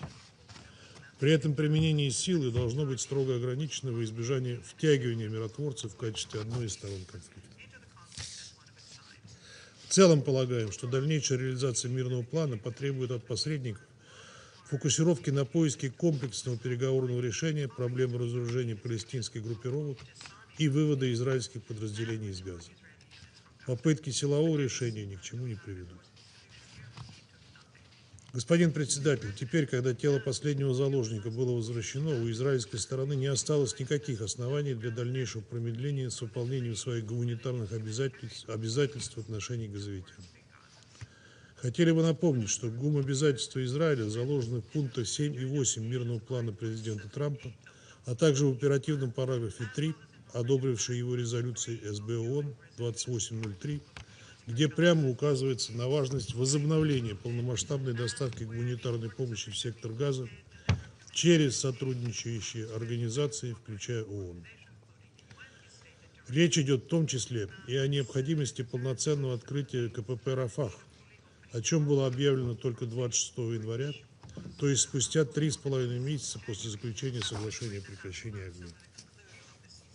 К сожалению, гуманитарная ситуация в Газе продолжает оставаться катастрофической в условиях тотальных разрушений и ограничений на поставки грузов. Сохраняющиеся запреты на проведение гумопераций и ввоз необходимых товаров, а также техники для расчистки завалов, серьезно усугубляют положение газовитян. Палестинцы продолжают погибать под израильскими ударами, страдать от голода, фактического отсутствия медицинской помощи и доступа к образованию, к которым добавились зимние холода. С 10 октября 2025 года порядка 500 человек были убиты, как минимум 9 умерли от переохлаждения. Информация, поступающая от гуманитарных организаций, наглядно свидетельствует о несоразмерности масштабов гуманитарных потребностей и фактического уровня реагирования. Более того, вызывает серьезную обеспокоенность тенденция к дальнейшему сужению гуманитарной активности, в том числе посредством введения Израилем дополнительных требований к регистрации гуманитарных неправительственных организаций, на долю которых приходится значительная часть жизненно важной работы. Исходя именно из острых нужд и насущных потребностей палестинцев, мы анонсировали готовность предоставить $1 миллиард США из замороженных прежней американской администрацией российских активов на проекты по восстановлению и реконструкции сектора Газа. Призываем Израиль воздержаться от действий, подрывающих гуманитарное реагирование, и обеспечить гуманитарным структурам безопасный и беспрепятственный доступ, необходимый для преодоления последствий одного из самых острых кризисов современности. Господин председатель, особого внимания требует ситуация вокруг Бопор. На протяжении десятилетий агентство играло ключевую и безальтернативную роль в оказании помощи палестинскому населению как на ОПТ, так и в соседних арабских странах. Мандат агентства был продлен на очередной трехлетний период до 30 июня 2029 года резолюцией 8078 Генассамблеи ООН, за которую проголосовало подавляющее большинство стран-членов. На Бопор также лежит историческая ответственность за обеспечение выполнения резолюции 194 о праве палестинских беженцев на компенсации и возвращение. При этом сегодня агентство сталкивается с беспрецедентным давлением и системными препятствиями в своей деятельности. К сожалению, Бопор вынужден направлять значительные усилия не только на поддержку нуждающихся, но и на защиту собственных сотрудников от угроз, давления и преследований. Израильская сторона запретила поставки электроэнергии и воды на объекты Бопор, отменила налоговые льготы и иммунитеты от судебных исков, право на использование банковских и платежных средств. До конца января начнется принудительное отключение от системы электро- и водоснабжения школ, клиник и коммунальных объектов агентства, что отразится на получении социально значимых услуг десятками тысяч арабских жителей Восточного Иерусалима. С начала эскалации боевых действий в Газе убито 309 сотрудников Бопор. Выражаем искренние соболезнования родным и близким и призываем к беспристрастному расследованию и привлечению виновных к ответственности. Отмечаем недавнее заявление генерального секретаря ООН с решительным осуждением антибопоровского курса Израиля, включая снос 20 января штаб-квартиры агентства.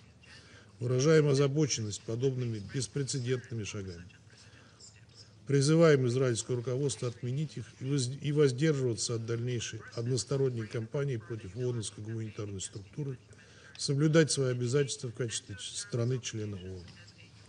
Напоминаем о содержащемся письме генерального секретаря от 8 января опции с передачей вопроса в Международный суд в случае невозможности решить разногласия по Конвенции о привилегиях и иммунитетах ООН от 1946 года в двустороннем порядке. Касательно Иерусалима отмечаем приверженность резолюциям 476 и 478 Совета Безопасности ООН о его оккупированном статусе и непризнании действий Израиля по распространению на город своего суверенитета. Господин председатель, позиция нашей страны по палестино-израильскому регулированию принципиальна и не подвержена конъюнктуре. Подтверждаем нашу поддержку двугосударственной формуле и справедливому решению палестинской проблемы на общепризнанной международно-правовой основе, без которых невозможно достижение подлинного мира и прочной безопасности на Ближнем Востоке. Благодарю вас. I thank the representative of Russian Federation for his statement. I now give the floor to the representative of Pakistan. Thank you, Mr. President. We also join colleagues in thanking Deputy Special Coordinator for the Middle East Peace Process, Mr. Ramiz Al-Akbarov, for his comprehensive briefing. And we welcome UN's continued commitment to remain engaged on the Palestinian question in all its aspects.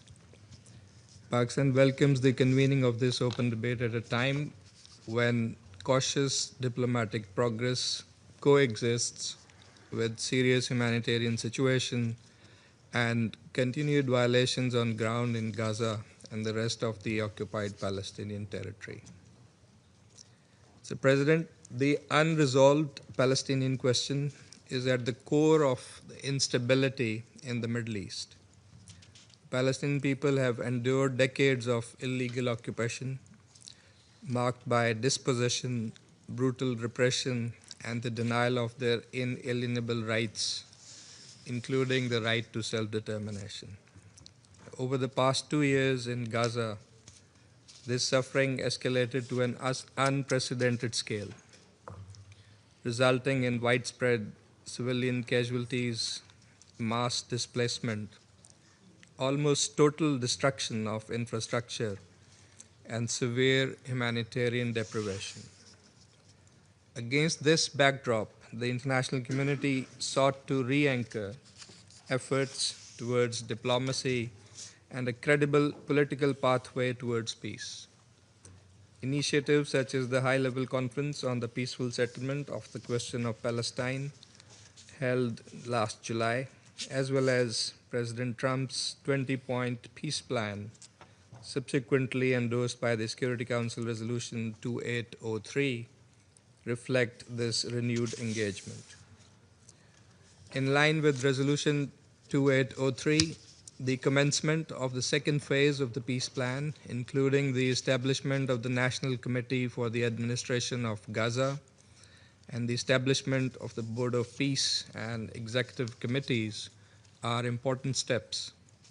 As intended in the plan, these measures should now help consolidate the ceasefire, secure a permanent cessation of hostilities, facilitate transitional arrangements, enable recovery and reconstruction, ensure the provision of humanitarian assistance at scale, and prepare the ground for a sustainable and credible political process towards Palestinian self-determination and statehood. However, we are deeply concerned that the fragile situation in Gaza remains under constant strain. Ceasefire violations continue unabated and civilian lives remain at risk. Increased pressure on international humanitarian organizations, including deregistration measures and restrictions on humanitarian operations, are impeding assistance and protection for the most vulnerable. We strongly condemn Israel's continued attacks on the UN premises and UNRWA, including the recent demolition of UN compound in the Sheikh Jarrah neighborhood of occupied East Jerusalem. Such actions undermine the stabilization efforts and threaten the limited progress achieved so far. UNRWA's operations remain essential and must be safeguarded. President, Pakistan, together with other Arab and Islamic countries in the Group of Eight, has joined the Board of Peace in support of its mandate as endorsed by the Security Council Resolution 2803. In a joint statement, the foreign ministers of the group reiterated their support for the peace efforts led by President Donald Trump and reaffirmed their commitment to implementing the mission of the Peace Board as a transitional administration as set out in Comprehensive Plan to End the Gaza Conflict and endorsed by Resolution 2803, aimed at consolidating a permanent ceasefire, supporting the reconstruction of Gaza, and advancing a just and lasting peace grounded in the Palestinian right to self-determination and statehood in accordance with international law, thereby paving the way for security and stability for all countries and peoples of the region. To ensure that current initiatives deliver tangible results, Pakistan underscores the following priorities. First, globally, on the process and its objectives.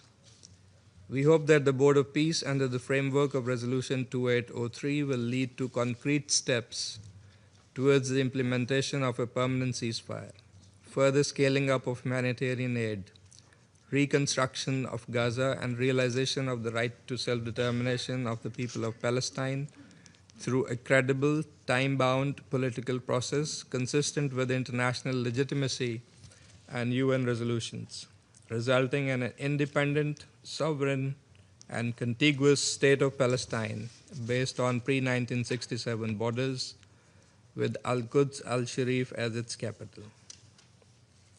That, Mr. President, is the ultimate goal supported by the international community.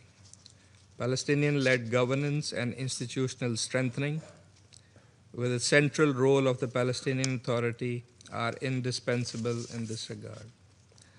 Second, and specifically on ceasefire, full respect for the ceasefire must be ensured with a view to a permanent cessation of hostilities.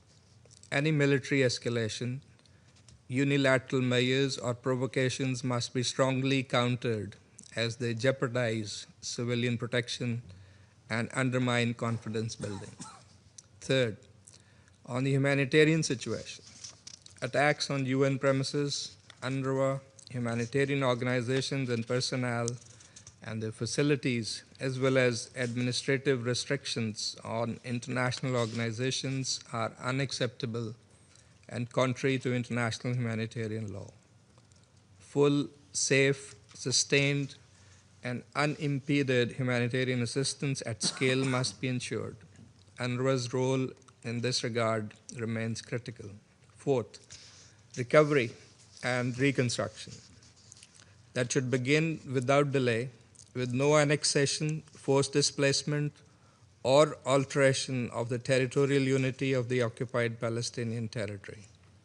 The contiguity of Gaza and the West Bank is indispensable for the viability of the Palestinian state. Fifth, illegal settlement activity, settler violence, and attempts to alter the demographic, legal, or historical character of the occupied territory, including the holy sites, must cease immediately.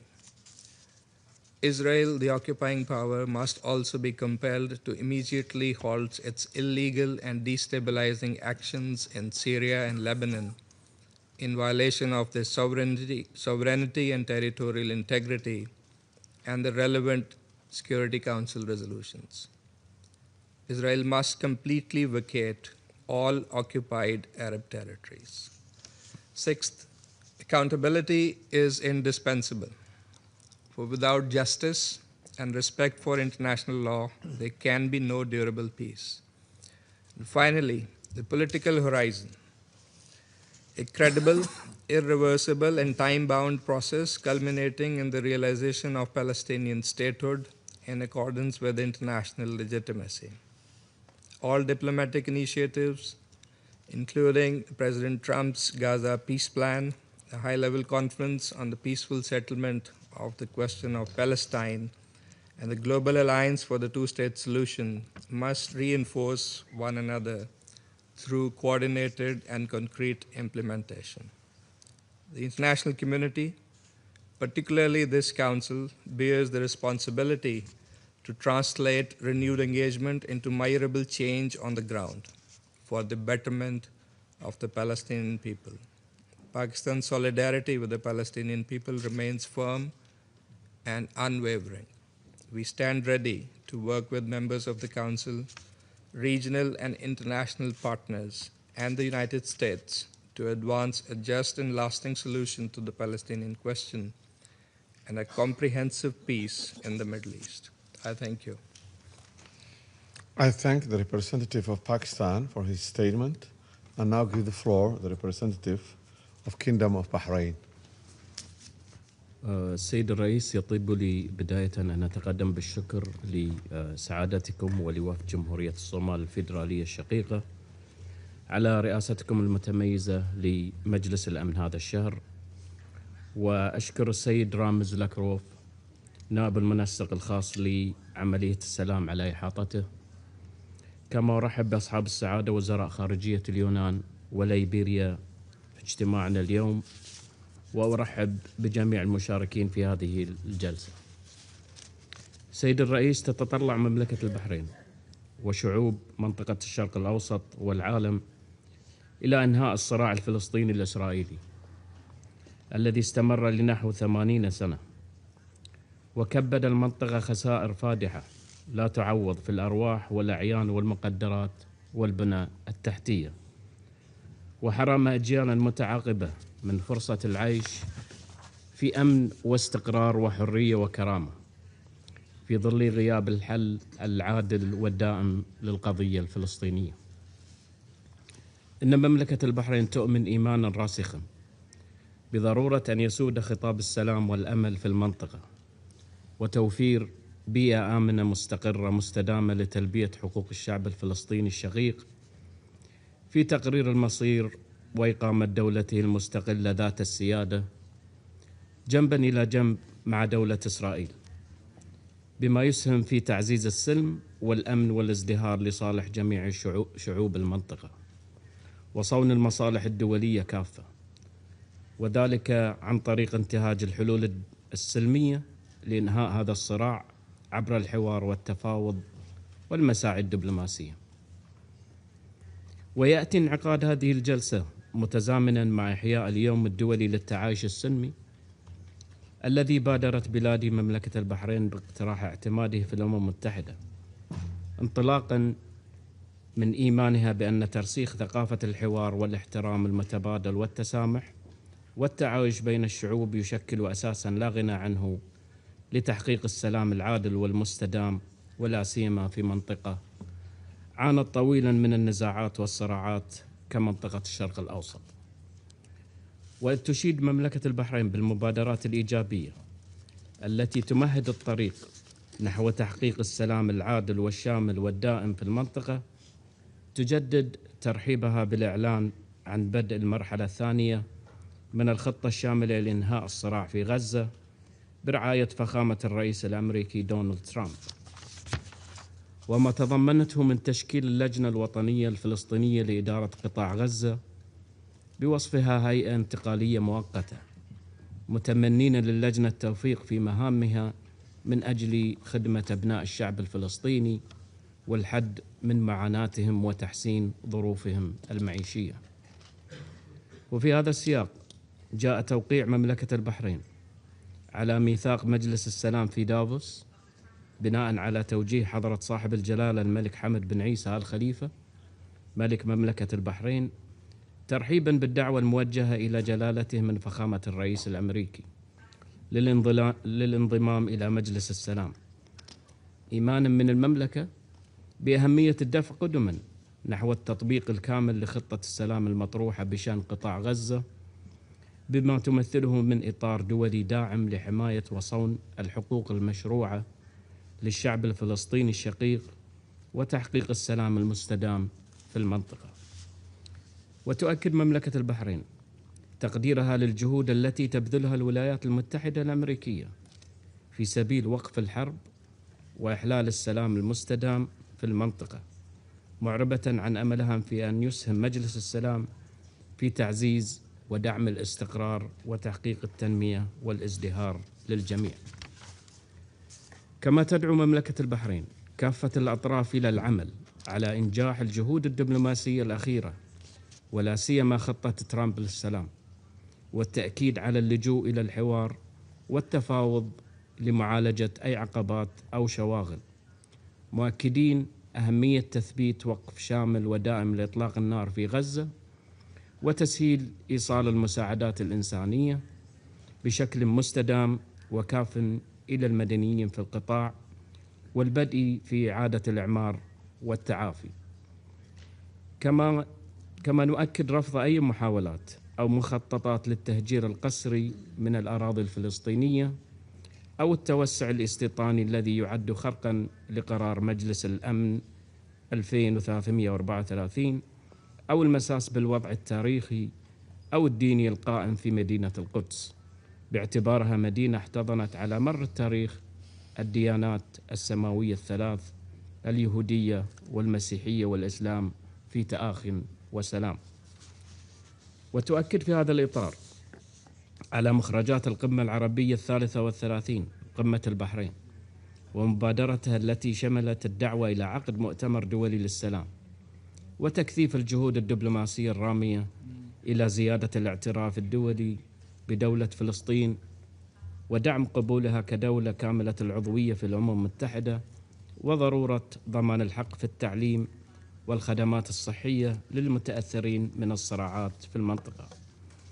كما نؤكد على أهمية دعم كافة الجهود الإقليمية والدولية الهادفة إلى رفع المعاناة عن الشعب الفلسطيني الشقيق، ومن ضمنها الجهود الإغاثية التي تطلع بها الأمم المتحدة عن طريق وكالة الأمم المتحدة لإغاثة وتشغيل اللاجئين الفلسطينيين الأونروا، لتقديم الدعم والإغاثة لملايين اللاجئين في الأراضي الفلسطينية والأردن وسوريا ولبنان، إلى حين التوصل إلى حل سياسي عادل وشامل يضمن كافة حقوقه المشروعة وفق القانون الدولي وقرارات الشرعية الدولية. وتشيد مملكة البحرين بالخطوات الإيجابية التي تنتهجها السلطة الفلسطينية، ومنها قبولها بخطة فخامة الرئيس الأمريكي بشأن غزة، وبقرار مجلس الأمن رقم 2803 باعتبارهما مسارا إيجابيا نحو وضع دائم ومستقر في قطاع غزة كجزء لا يتجزأ من الدولة الفلسطينية. كما ترحب مملكة البحرين بعزم السلطة الفلسطينية إجراء الانتخابات المحلية في الضفة الغربية وقطاع غزة في 15 من أبريل المقبل، تأكيدا على أهمية المسار الديمقراطي ومشاركة الشعب الفلسطيني في تقرير مستقبله. وفي الختام تجدد مملكة البحرين دعوتها للمجتمع الدولي إلى ضرورة دعم حقوق الشعب الفلسطيني في إقامة دولته الوطنية المستقلة وعاصمتها القدس الشرقية وفقا لحل الدولتين وقرارات الشرعية الدولية ذات الصلة وقبولها كدولة كاملة العضوية في الأمم المتحدة. كما نؤكد على ضرورة العمل على تحقيق السلام العادل والشامل والمستدام في الشرق الأوسط وفق كافة قرارات الأمم المتحدة ذات الصلة وآخرها القرار 2803 ومبادرة السلام العربي لعام 2002، مؤكدين في هذا الإطار على التزام مملكة البحرين بصفتها عضوا في مجلس الأمن بمواصلة العمل مع أعضاء المجلس وسائر الأطراف المعنية لدعم الجهود الرامية إلى ضمان حقوق الشعب الفلسطيني المشروعة والمساهمة الفاعلة في تحقيق سلام عادل ودائم في الشرق الأوسط بما يحفظ الأمن والاستقرار الإقليمي ويصون السلم والأمن الدوليين ويتيح فرصة الازدهار لشعوب المنطقة كافة. وشكرا سيد الرئيس.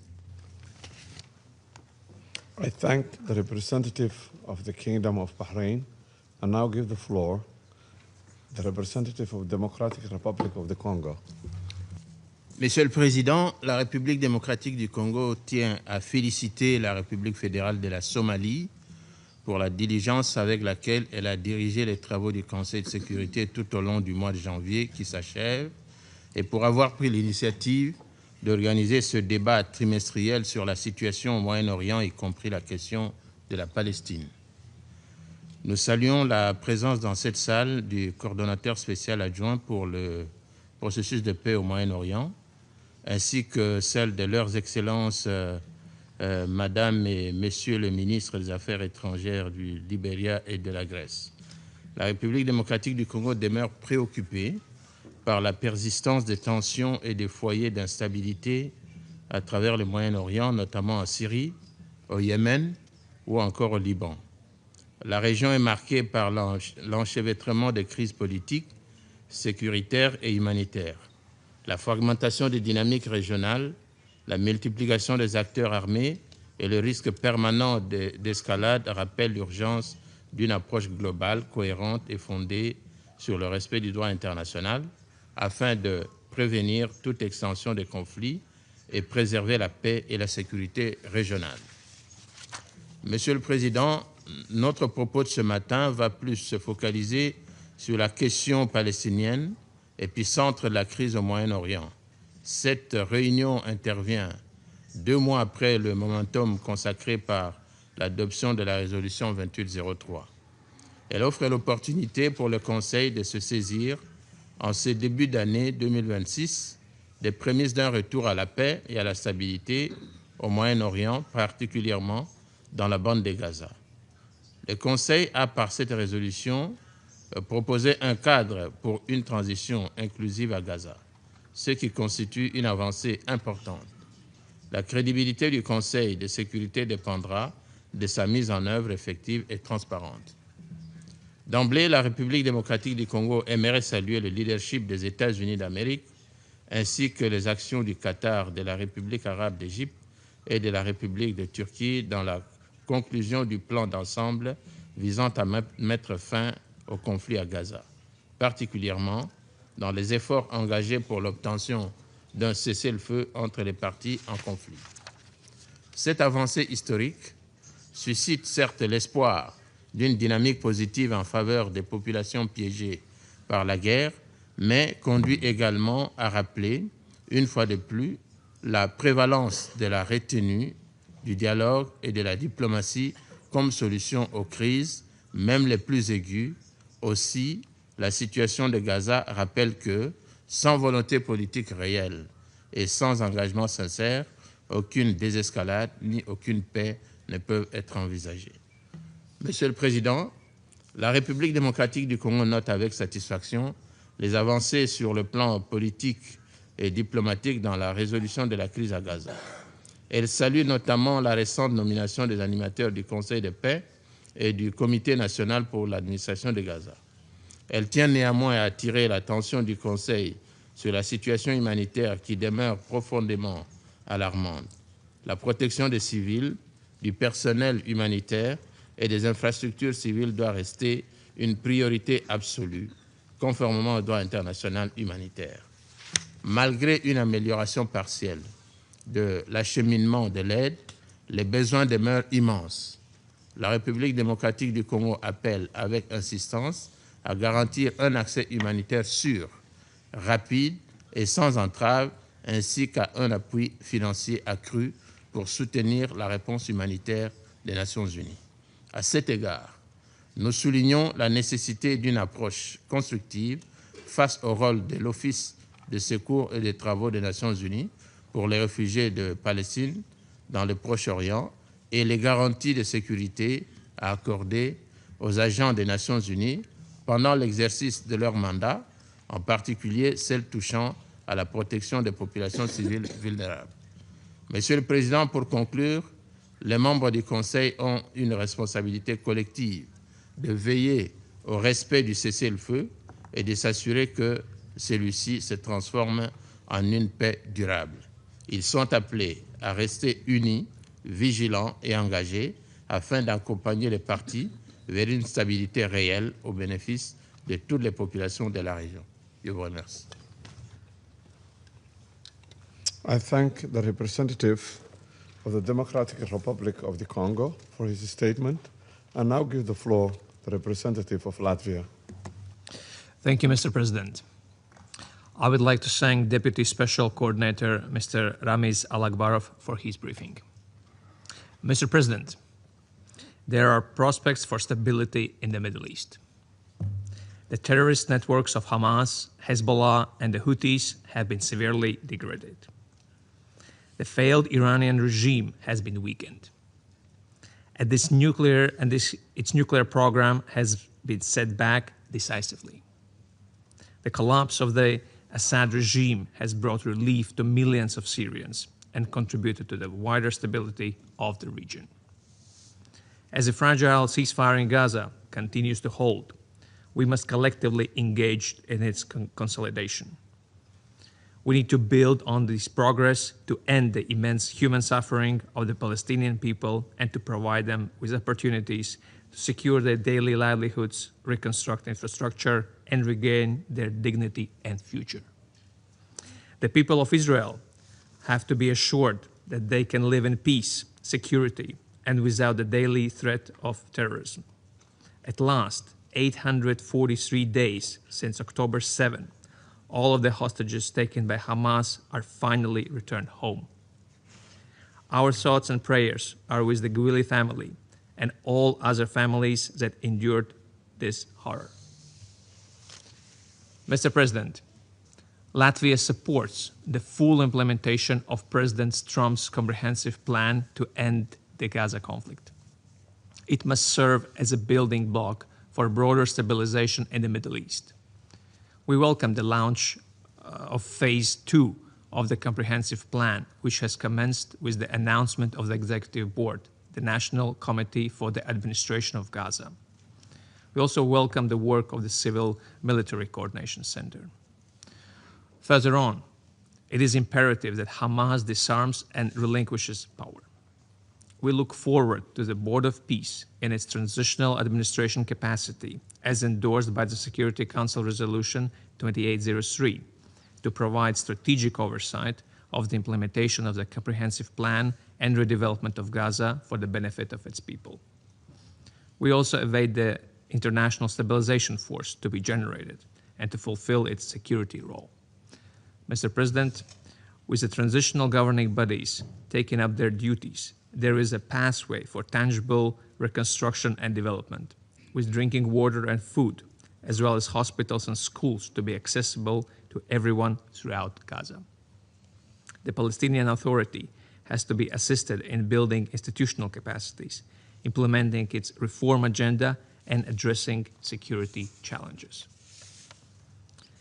Mr. President, the past 2 years have confirmed that breaking the cycle of violence requires sustained investment in a viable political solution, a peace that addresses the security concerns and the legitimate aspirations of both Israelis and Palestinians. We should not lose sight of the objective of the two-state solution in accordance with international parameters as defined by Security Council resolutions and the New York Declaration endorsed last September. A just and lasting peace requires Gaza and the West Bank to be addressed as one unified entity.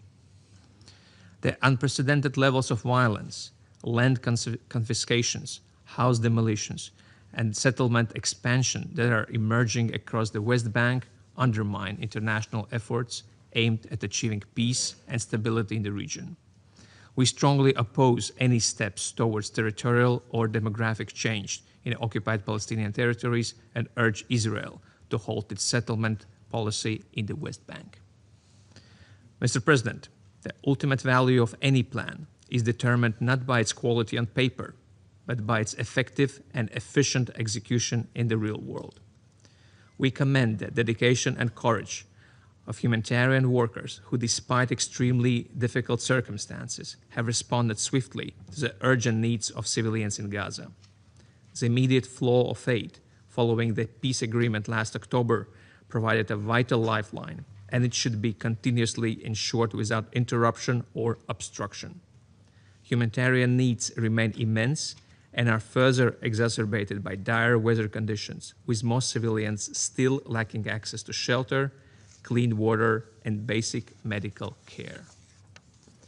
In this regard, the adoption of new registration requirements for international non-governmental organizations raises serious concerns about their potential impact on humanitarian assistance. Safeguarding and enabling predictable and non-discriminatory operating environment remains essential to ensure that this vital assistance can continue in line with international humanitarian and human rights law. We call on Israel to engage in meaningful dialogue with affected stakeholders. Mr. President, the situation in Iran has reached an alarming level of repression. The regime has killed thousands of innocent protesters. It continues to carry out mass repression and an attempt to silence protesters. Latvia stands in solidarity with the brave people of Iran. We demand an immediate end to the violent oppression of its people who are simply exercising their fundamental rights.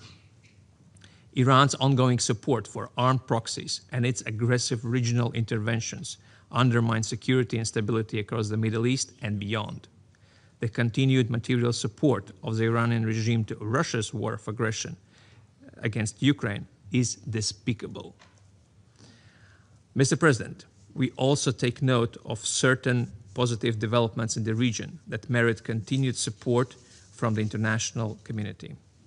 We welcome the Lebanese government's political commitment and efforts to foster economic recovery, reconstruction, and security, including steps taken to ensure the state's monopoly on weapons. We reaffirm our support to the implementation of the Security Council Resolution 1701 and the important role of UNIFIL. Emerging from decades of violence and grief, the new Syria has a historic opportunity to shape a future of peace, security, and prosperity for its people and neighbors. We welcome the efforts of Syrian transitional government to sustain security and advance an inclusive political transition and socioeconomic recovery. In conclusion, let me emphasize that at a time when there is a glimmer of hope for stability and lasting peace in the Middle East, the international community must strengthen its collective commitment to this goal. In doing so, we must focus on the needs of people and their aspirations for security and dignity. I thank you. I thank the representative of Latvia for his statement and now give the floor to the representative of Colombia. Muchas gracias, señor presidente. Por la convocatoria a este debate abierto, agradezco al coordinador especial Ramiz Alakbarov por su presentación y saludo a las delegaciones que participan en esta sesión. Al tomar la palabra por primera vez como miembro de este Consejo en una sesión dedicada a la cuestión de Palestina, Colombia reitera su solidaridad con el pueblo palestino y su compromiso con la realización de sus derechos inalienables, incluido el derecho a la autodeterminación. Señor presidente, han transcurrido más de 3 meses desde la puesta en marcha de la primera fase del Plan de Paz para Gaza. Mientras se anuncian discusiones sobre una segunda fase, persisten las violaciones reiteradas y cada vez más graves del cese al fuego, así como restricciones al acceso humanitario impuestas por Israel.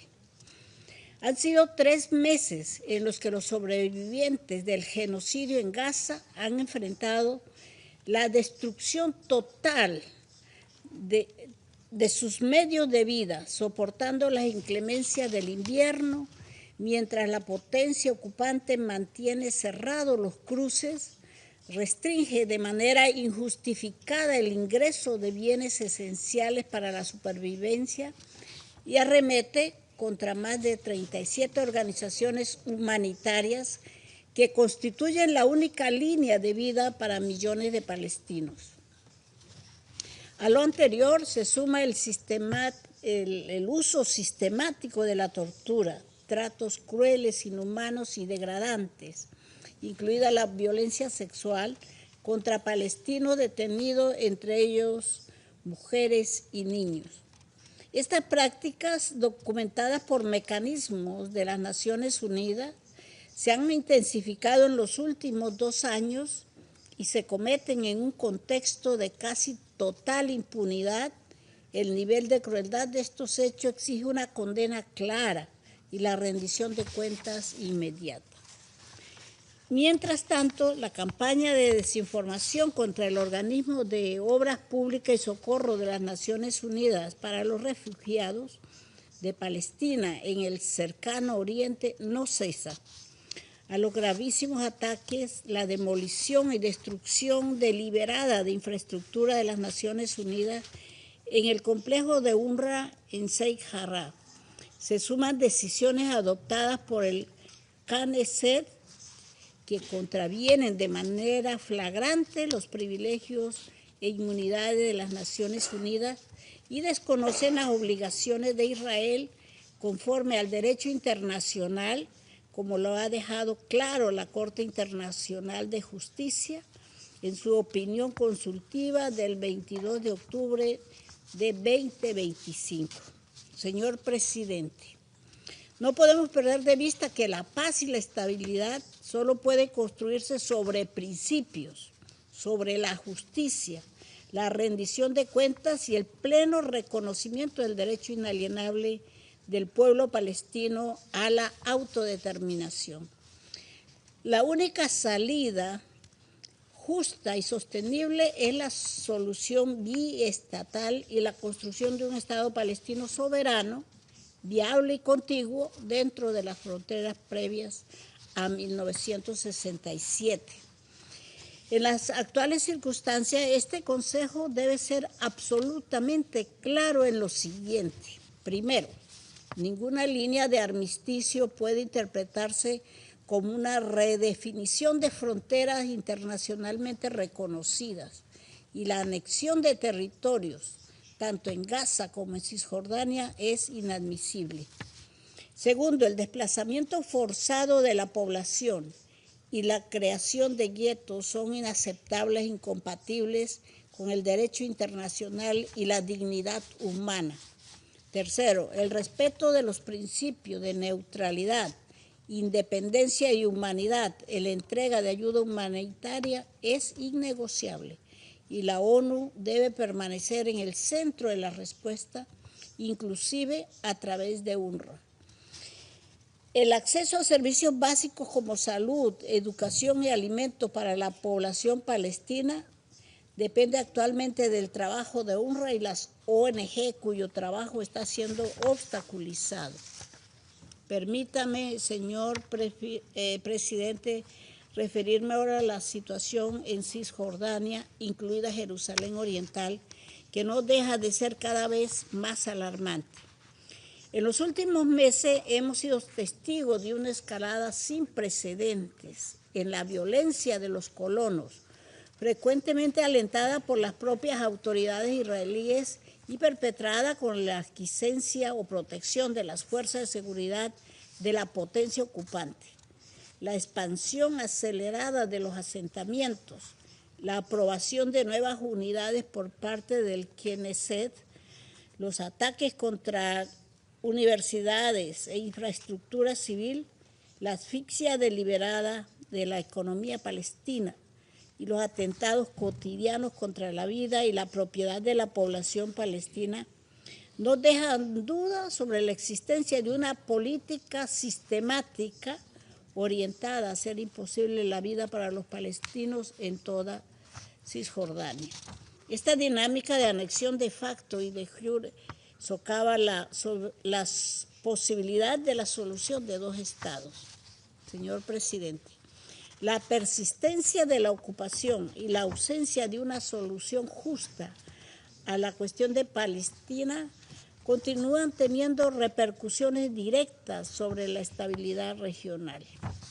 Aunque los esfuerzos nacionales de Siria y Líbano son evidentes, estos se ven socavados por acciones que atentan contra su soberanía, independencia, unidad e integridad territorial.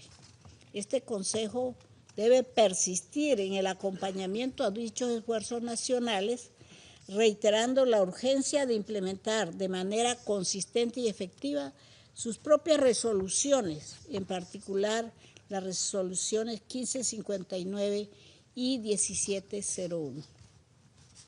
Antes de concluir, deseo subrayar un principio fundamental. El futuro de Palestina debe ser decidido por el pueblo palestino. No son aceptables nuevas formas de protectorado ni esquemas de administración externa que reproducen lógicas coloniales, ni en Palestina ni en ninguna otra parte del mundo.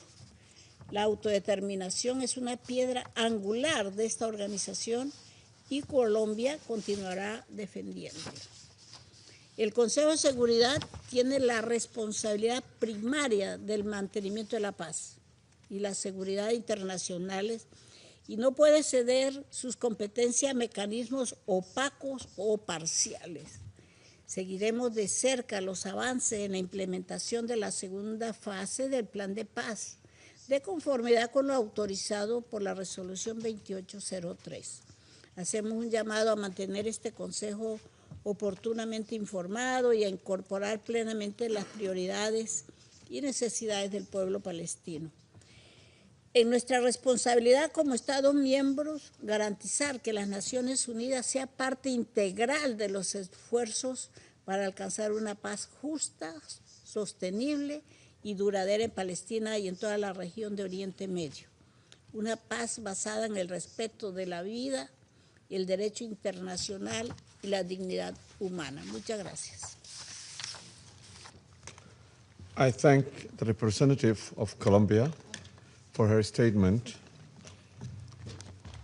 I shall now make a statement in my capacity as the representative of Somalia. Excellencies, it's my honor in my capacity as the President of the Security Council to convene this high-level quarterly open debate on the Middle East. I welcome Her Excellency Ms. Sarah Baisolov Nayanti, Minister of Foreign Affairs of Liberia, and His Excellency Mr. Georgios Geropetraitis, Minister of Foreign Affairs of Greece, to the meeting. I also want to thank Special Coordinator Alakbarov for his valuable briefings.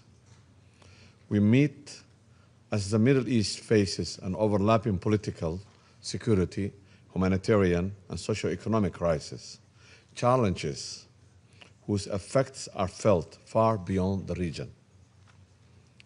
The common thread running through this crisis is the urgent need for a sustained international engagement, renewed trust in multilateral diplomacy, and unwavering commitment to the Charter of United Nations. Let me begin with Palestine, where the ongoing tragedy in Gaza continues to shock the world's conscience. For years, civilians have endured relentless bombardment, mass displacement, and the collapse of essential services. The scale of destruction and catastrophic humanitarian conditions demand that this Council act with unity and resolve. Somalia stresses the international humanitarian law must be upheld fully without exception. The protection of civilians, humanitarian personnel, UN staff, and civilian infrastructure is a binding legal obligation. We reiterate the imperative of an immediate, comprehensive, and sustainable ceasefire and unhindered humanitarian access through multiple entry points. Just 2 days ago, the Council debated the rule of law among nations, a principle central to peace, security, and equality for all states. Yet, Israel has repeatedly violated these tenets without remorse or remedy. Its actions in Gaza, the West Bank, and beyond defy the international law, Security Council resolutions, and the most basic norms of the international system. This persistent impunity undermines not only justice in the Palestine, but also the credibility of this Council and the international order. Somalia is gravely concerned by Israel's escalating campaign against UNRWA, which remains vital for the survival and the dignity of millions of Palestinian refugees.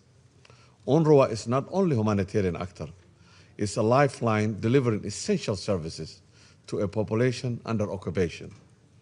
Undermining UNRWA is a violation of humanitarian principles and abdication of Israel's responsibility as occupying power under the international law. Israel must ensure the welfare of Palestinian population, not obstruct or penalize those who provide critical support. We further condemn Israel's recent actions to recognize secessionist group in northwestern Somalia as an independent entity and reported plan to forcibly relocate Palestinians in the region in Somalia. Such actions are direct violation of Somali sovereignty, unity, and territorial integrity, and threatens the draw of Horn of Africa into the destabilized currents of the Middle East conflict. Attempts to impose new political realities on the African continent set a dangerous precedent and erode the norms of international law and regional stability. The forced displacement of Palestinians from their homeland is unacceptable under international law. Any externally imposed scheme to relocate population or redraw borders will only deepen grievances, inflame tensions, and risk expanding the conflict. We are also deeply troubled by Israel's actions at the Holy Mosque in Jerusalem.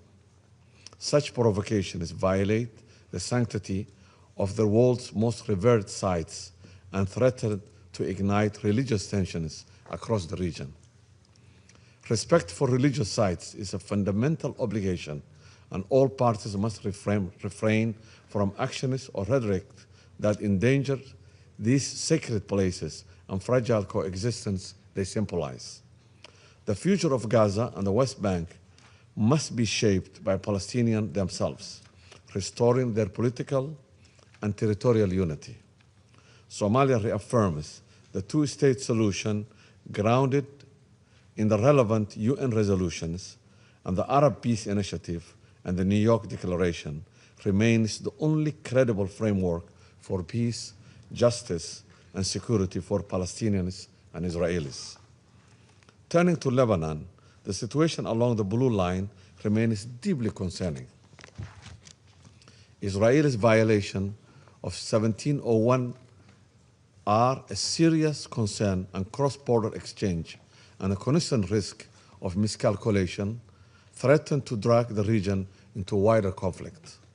Somalia emphasizes the UNIFIL safety and freedom of movement must be respected at all times. The stability, sovereignty, and territorial integrity of Lebanon are essential for regional equilibrium. In Syria, the consequences of conflict remain acute. The country faces political stagnation, humanitarian distress, and ongoing instability. Any unilateral measures or externally driven arrangement risk undermining Syria's unity and sovereignty, and humanitarian access must be safe, principled, and predictable. Resolution 2254 remains the only international agreed framework for the lasting settlement. We urge renewed commitment to Syrian-owned process that advance national reconciliation and safe voluntary return of the refugees. Repeated Israeli strikes inside Syria, which escalate tensions, must cease in line with international law. In Yemen, the reopening of Aden Airport, stabilization in parts of the south have improved access, but shifting control and continued detention of UN and humanitarian staff in the north are unacceptable and must end. Chronic underfunding threats, life-saving operations, Yemeni's path to peace requires Yemeni-owned process grounded in established references. Stability comes when all parties honor their commitment and ensure weapons remain under state control. We reject against any attack on Yemeni sovereignty, territorial integrity, national unity, and independence. Regional dynamics involving Iran remain worrisome. Rising tensions across the maritime area, the land domains risk miscalculation and expanding conflict. Somalia underscores the urgent need for restraint, de-escalation, and respect for sovereignty. A structured regional dialogue grounded in non-interference and mutual respect is essential to stability. Across all these crises, one truth stands out. The Middle East challenges are deeply interconnected, and the common denominator is clear. Lasting peace and stability can only be achieved when all parties respect international law, uphold the responsibility, and embrace dialogue over confrontation. Fragmented responses will not yield sustainable solutions. Somalia urges coherent, principled engagement from this Council and renewed investment in political processes that put the aspirations and the dignity of the region's people at their core. In that context, the late US President Jimmy Carter's commitment to peace shaped the region, notably through the Camp David Accords, and a breakthrough that proved dialogue and respect for agreement can replace conflict. I close excerpts from his book, Palestine, Peace, Not Apartheid. I quote, "The bottom line is this: peace will come to Israel and to the Middle East only when the Israeli government is willing to comply with international law, with a roadmap of peace, with official American policy, with wishes of the majority of its own citizens, and honor the previous commitments by accepting its legal borders." End of quote. I now resume my function as the President of the Council. I wish to remind all speakers to limit their statements to no more than 3 minutes in order to enable the Council to carry out its work expeditiously. The flashing light on the microphone will prompt speakers to bring their remarks to a close after 3 minutes. I now give the floor to the representative of Hashemite Kingdom of Jordan. شكرا سيد الرئيس. أتقدم إليكم بالشكر على عقد هذه الجلسة، وإلى النائب المنسق الأممي الخاص لعملية السلام السيد رامز أكبروف على إحاطته القيمة. كما أرحب بمشاركة معالي وزيرة خارجية ليبيريا ومعالي وزير خارجية اليونان معنا في هذه الجلسة. ويشرفني أن أدلي بهذا البيان باسم المجموعة العربية. نجتمع اليوم في لحظة مفصلية بعد أكثر من عامين من الحرب التي شنتها إسرائيل على قطاع غزة، وتؤكد فيها المجموعة العربية على أهمية التزام إسرائيل باتفاق وقف إطلاق النار فيها الذي تم التوصل إليه في تشرين الأول 2025 بجهود أمريكية، والكف عن انتهاكاتها له، وتطالب بتنفيذ اتفاق وقف إطلاق النار بجميع مراحله وبنوده. وبهذا الصدد تثمن المجموعة العربية الدور الذي اطلع به فخامة الرئيس الأمريكي في التوصل إلى اتفاق وقف إطلاق النار، والجهود الحثيثة التي بذلتها كل من جمهورية مصر العربية ودولة قطر وجمهورية تركيا في إنجازه. ونؤكد على أهمية بدء المرحلة الثانية منه وصولا إلى تطبيق خطة الرئيس ترامب الشاملة وقرار مجلس الأمن رقم 2803 بالكامل. ونشدد على أهمية إطلاق جهود التعافي المبكر وإعادة الإعمار في جميع أنحاء غزة، وأن مستقبل قطاع غزة يجب أن يستند على وحدته وارتباطه مع الضفة الغربية وبها، وأن تتولى السلطة الوطنية الفلسطينية صاحبة الولاية مقاليد الحكم في القطاع وضمان وحدته مع الضفة الغربية بما في ذلك القدس الشرقية، وضمان ممارسة الشعب الفلسطيني حقه في تقرير المصير واستقلال دولته. تدين المجموعة العربية كافة الإجراءات الإسرائيلية العسكرية والسياسية والتشريعية والمالية الرامية لتقويض السلطة الفلسطينية، وتطالب المجتمع الدولي بالتصدي لها. السيد الرئيس، إن تشكيل مجلس السلام واللجنة الوطنية الفلسطينية لإدارة قطاع غزة بوصفهما هيئتان انتقاليتان مؤقتتان أنشئتا عملا بقرار مجلس الأمن رقم 2803 يجب أن يؤدي إلى تثبيت الوقف الدائم لإطلاق النار ومنع التهجير والضم وانسحاب إسرائيل الكامل من القطاع ودعم إعادة إعمار غزة والدفع نحو أفق سياسي حقيقي يفضي إلى استقلال الدولة الفلسطينية ذات السيادة على خطوط 4 من حزيران 1967 وعاصمتها القدس الشرقية، وتحقيق السلام العادل والشامل وفقا لقرارات الشرعية الدولية ومبادرة السلام العربية وعلى أساس حل الدولتين.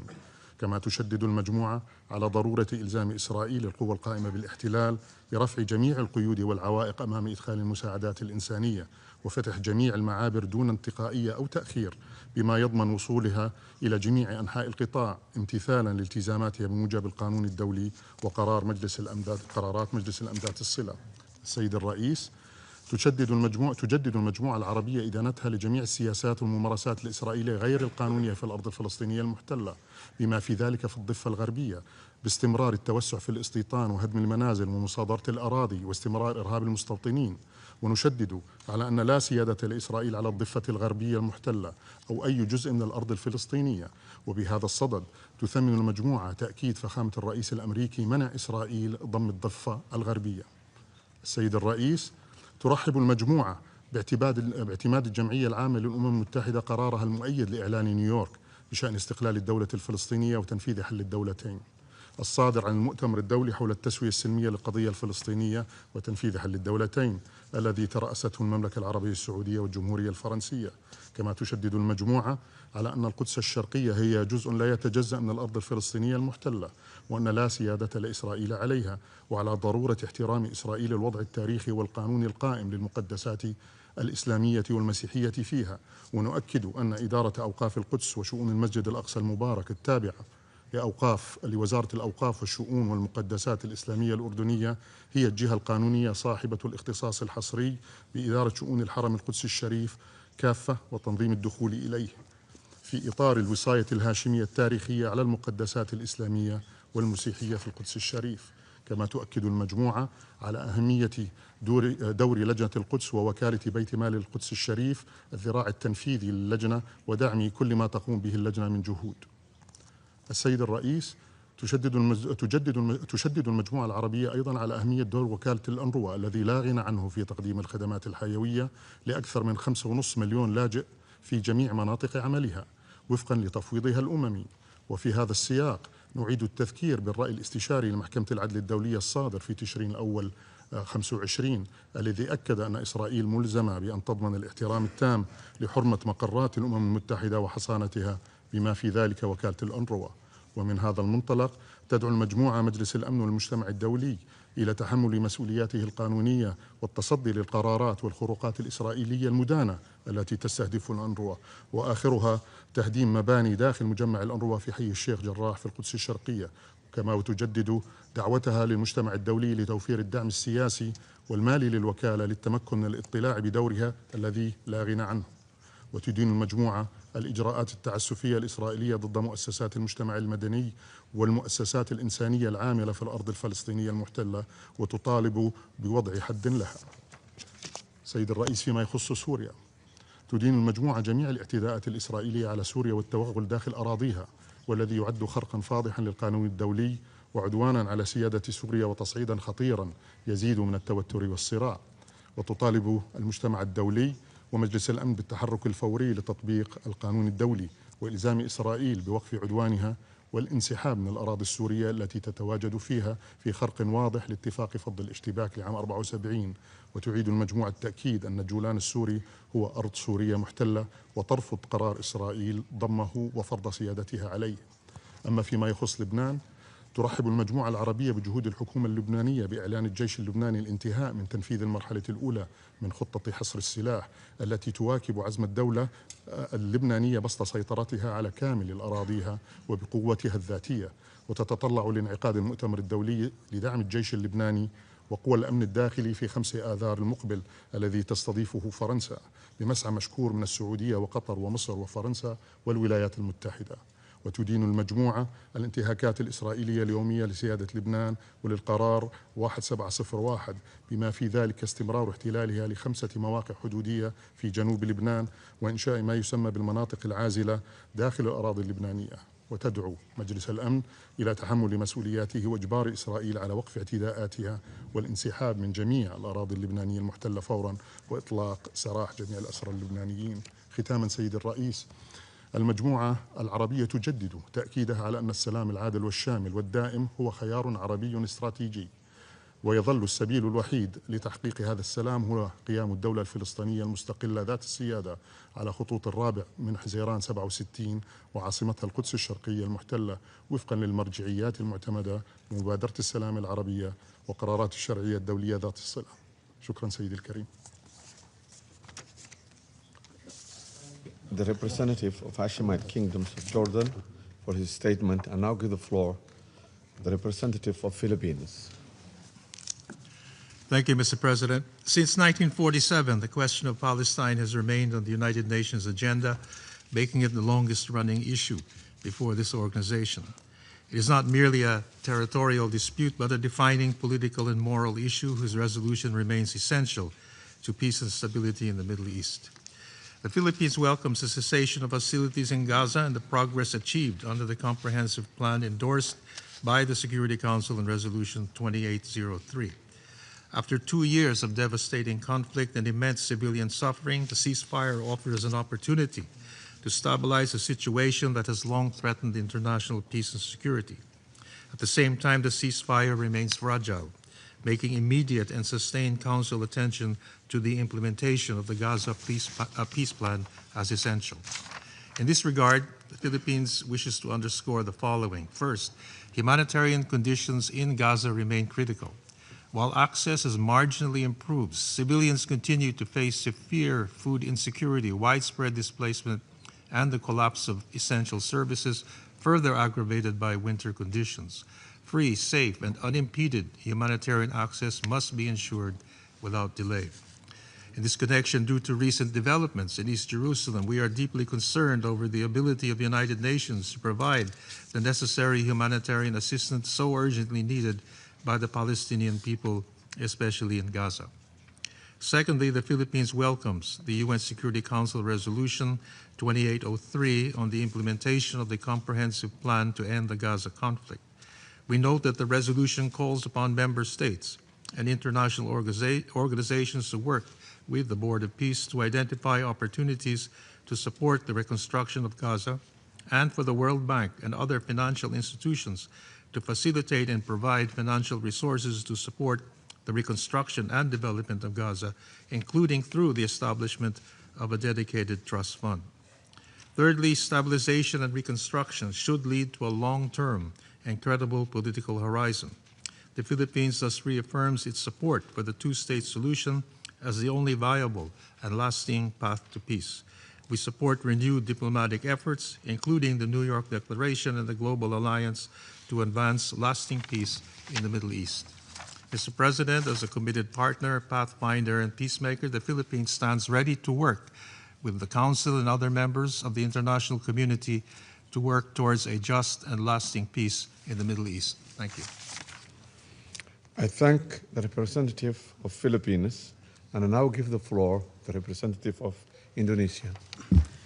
Thank you, Mr. President, for convening this meeting, and we also thank all briefers for the valuable briefing. Indonesia aligns ourselves with the statements to be delivered on behalf of the OIC, the Non-Aligned Movement, the Committee on the Exercise of the Inalienable Rights of the Palestinian People, and the core group of the Shared Commitment of UNRWA. In my national capacity, allow me to make the following statement. Indonesia reiterates our unwavering commitment to a just, lasting, and comprehensive peace in the Middle East, with the peaceful resolution of the question of Palestine at the center. While collective support for the peaceful resolution continues to grow, the reality on the ground stands in painful contrast. We deplore ongoing violence in Gaza and the West Bank, including East Jerusalem, that undermines prospect for peace. We all understand that violence will only beget more violence.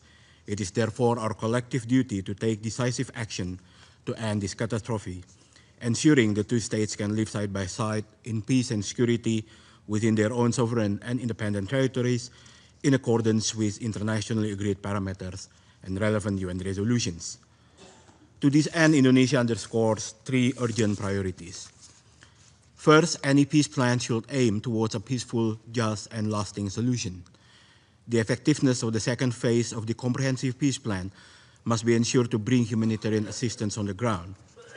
Indonesia welcomes the establishment of the National Committee for the Administration of Gaza, and our decision to join the Board of Peace with other countries of the Group of Eight is based on our clear commitment to preserving the two-state solution and continue to be guided by Security Council Resolution 2803.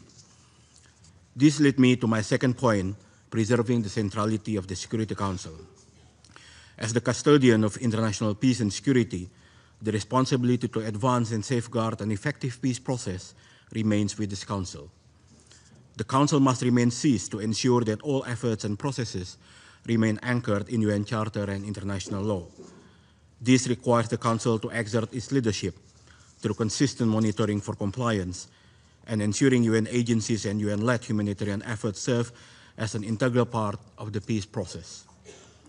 Third, protection of civilians, cessation of violence, and unimpeded humanitarian access are prerequisites for credible political horizon. These are not optional, these are legal obligations. We are therefore gravely concerned on the continued attacks on UNRWA, a blatant violation of international law, including the Convention of Privileges and Immunities of the UN and the ICJ advisory opinion in October 2025, which will deprive millions of civilians of much-needed life-saving assistance. This Council must be able to move beyond condemnation and rise to its responsibilities to halt all violence and violations of international law, to bring a genuine political momentum and create a just and lasting peace. Mr. President, Indonesia continues to reaffirm our principled position that the entire peace process must lead to end illegal occupation of the Palestinian territory and achieving the two-state solution. This is key to lasting peace in the Middle East. The international community must act with unity, resolve, and moral clarity to ensure that peace, justice, dignity, and humanity prevail. Thank you. I thank the representative of Indonesia for his statement. There is still a number of speakers remaining on the list for this meeting.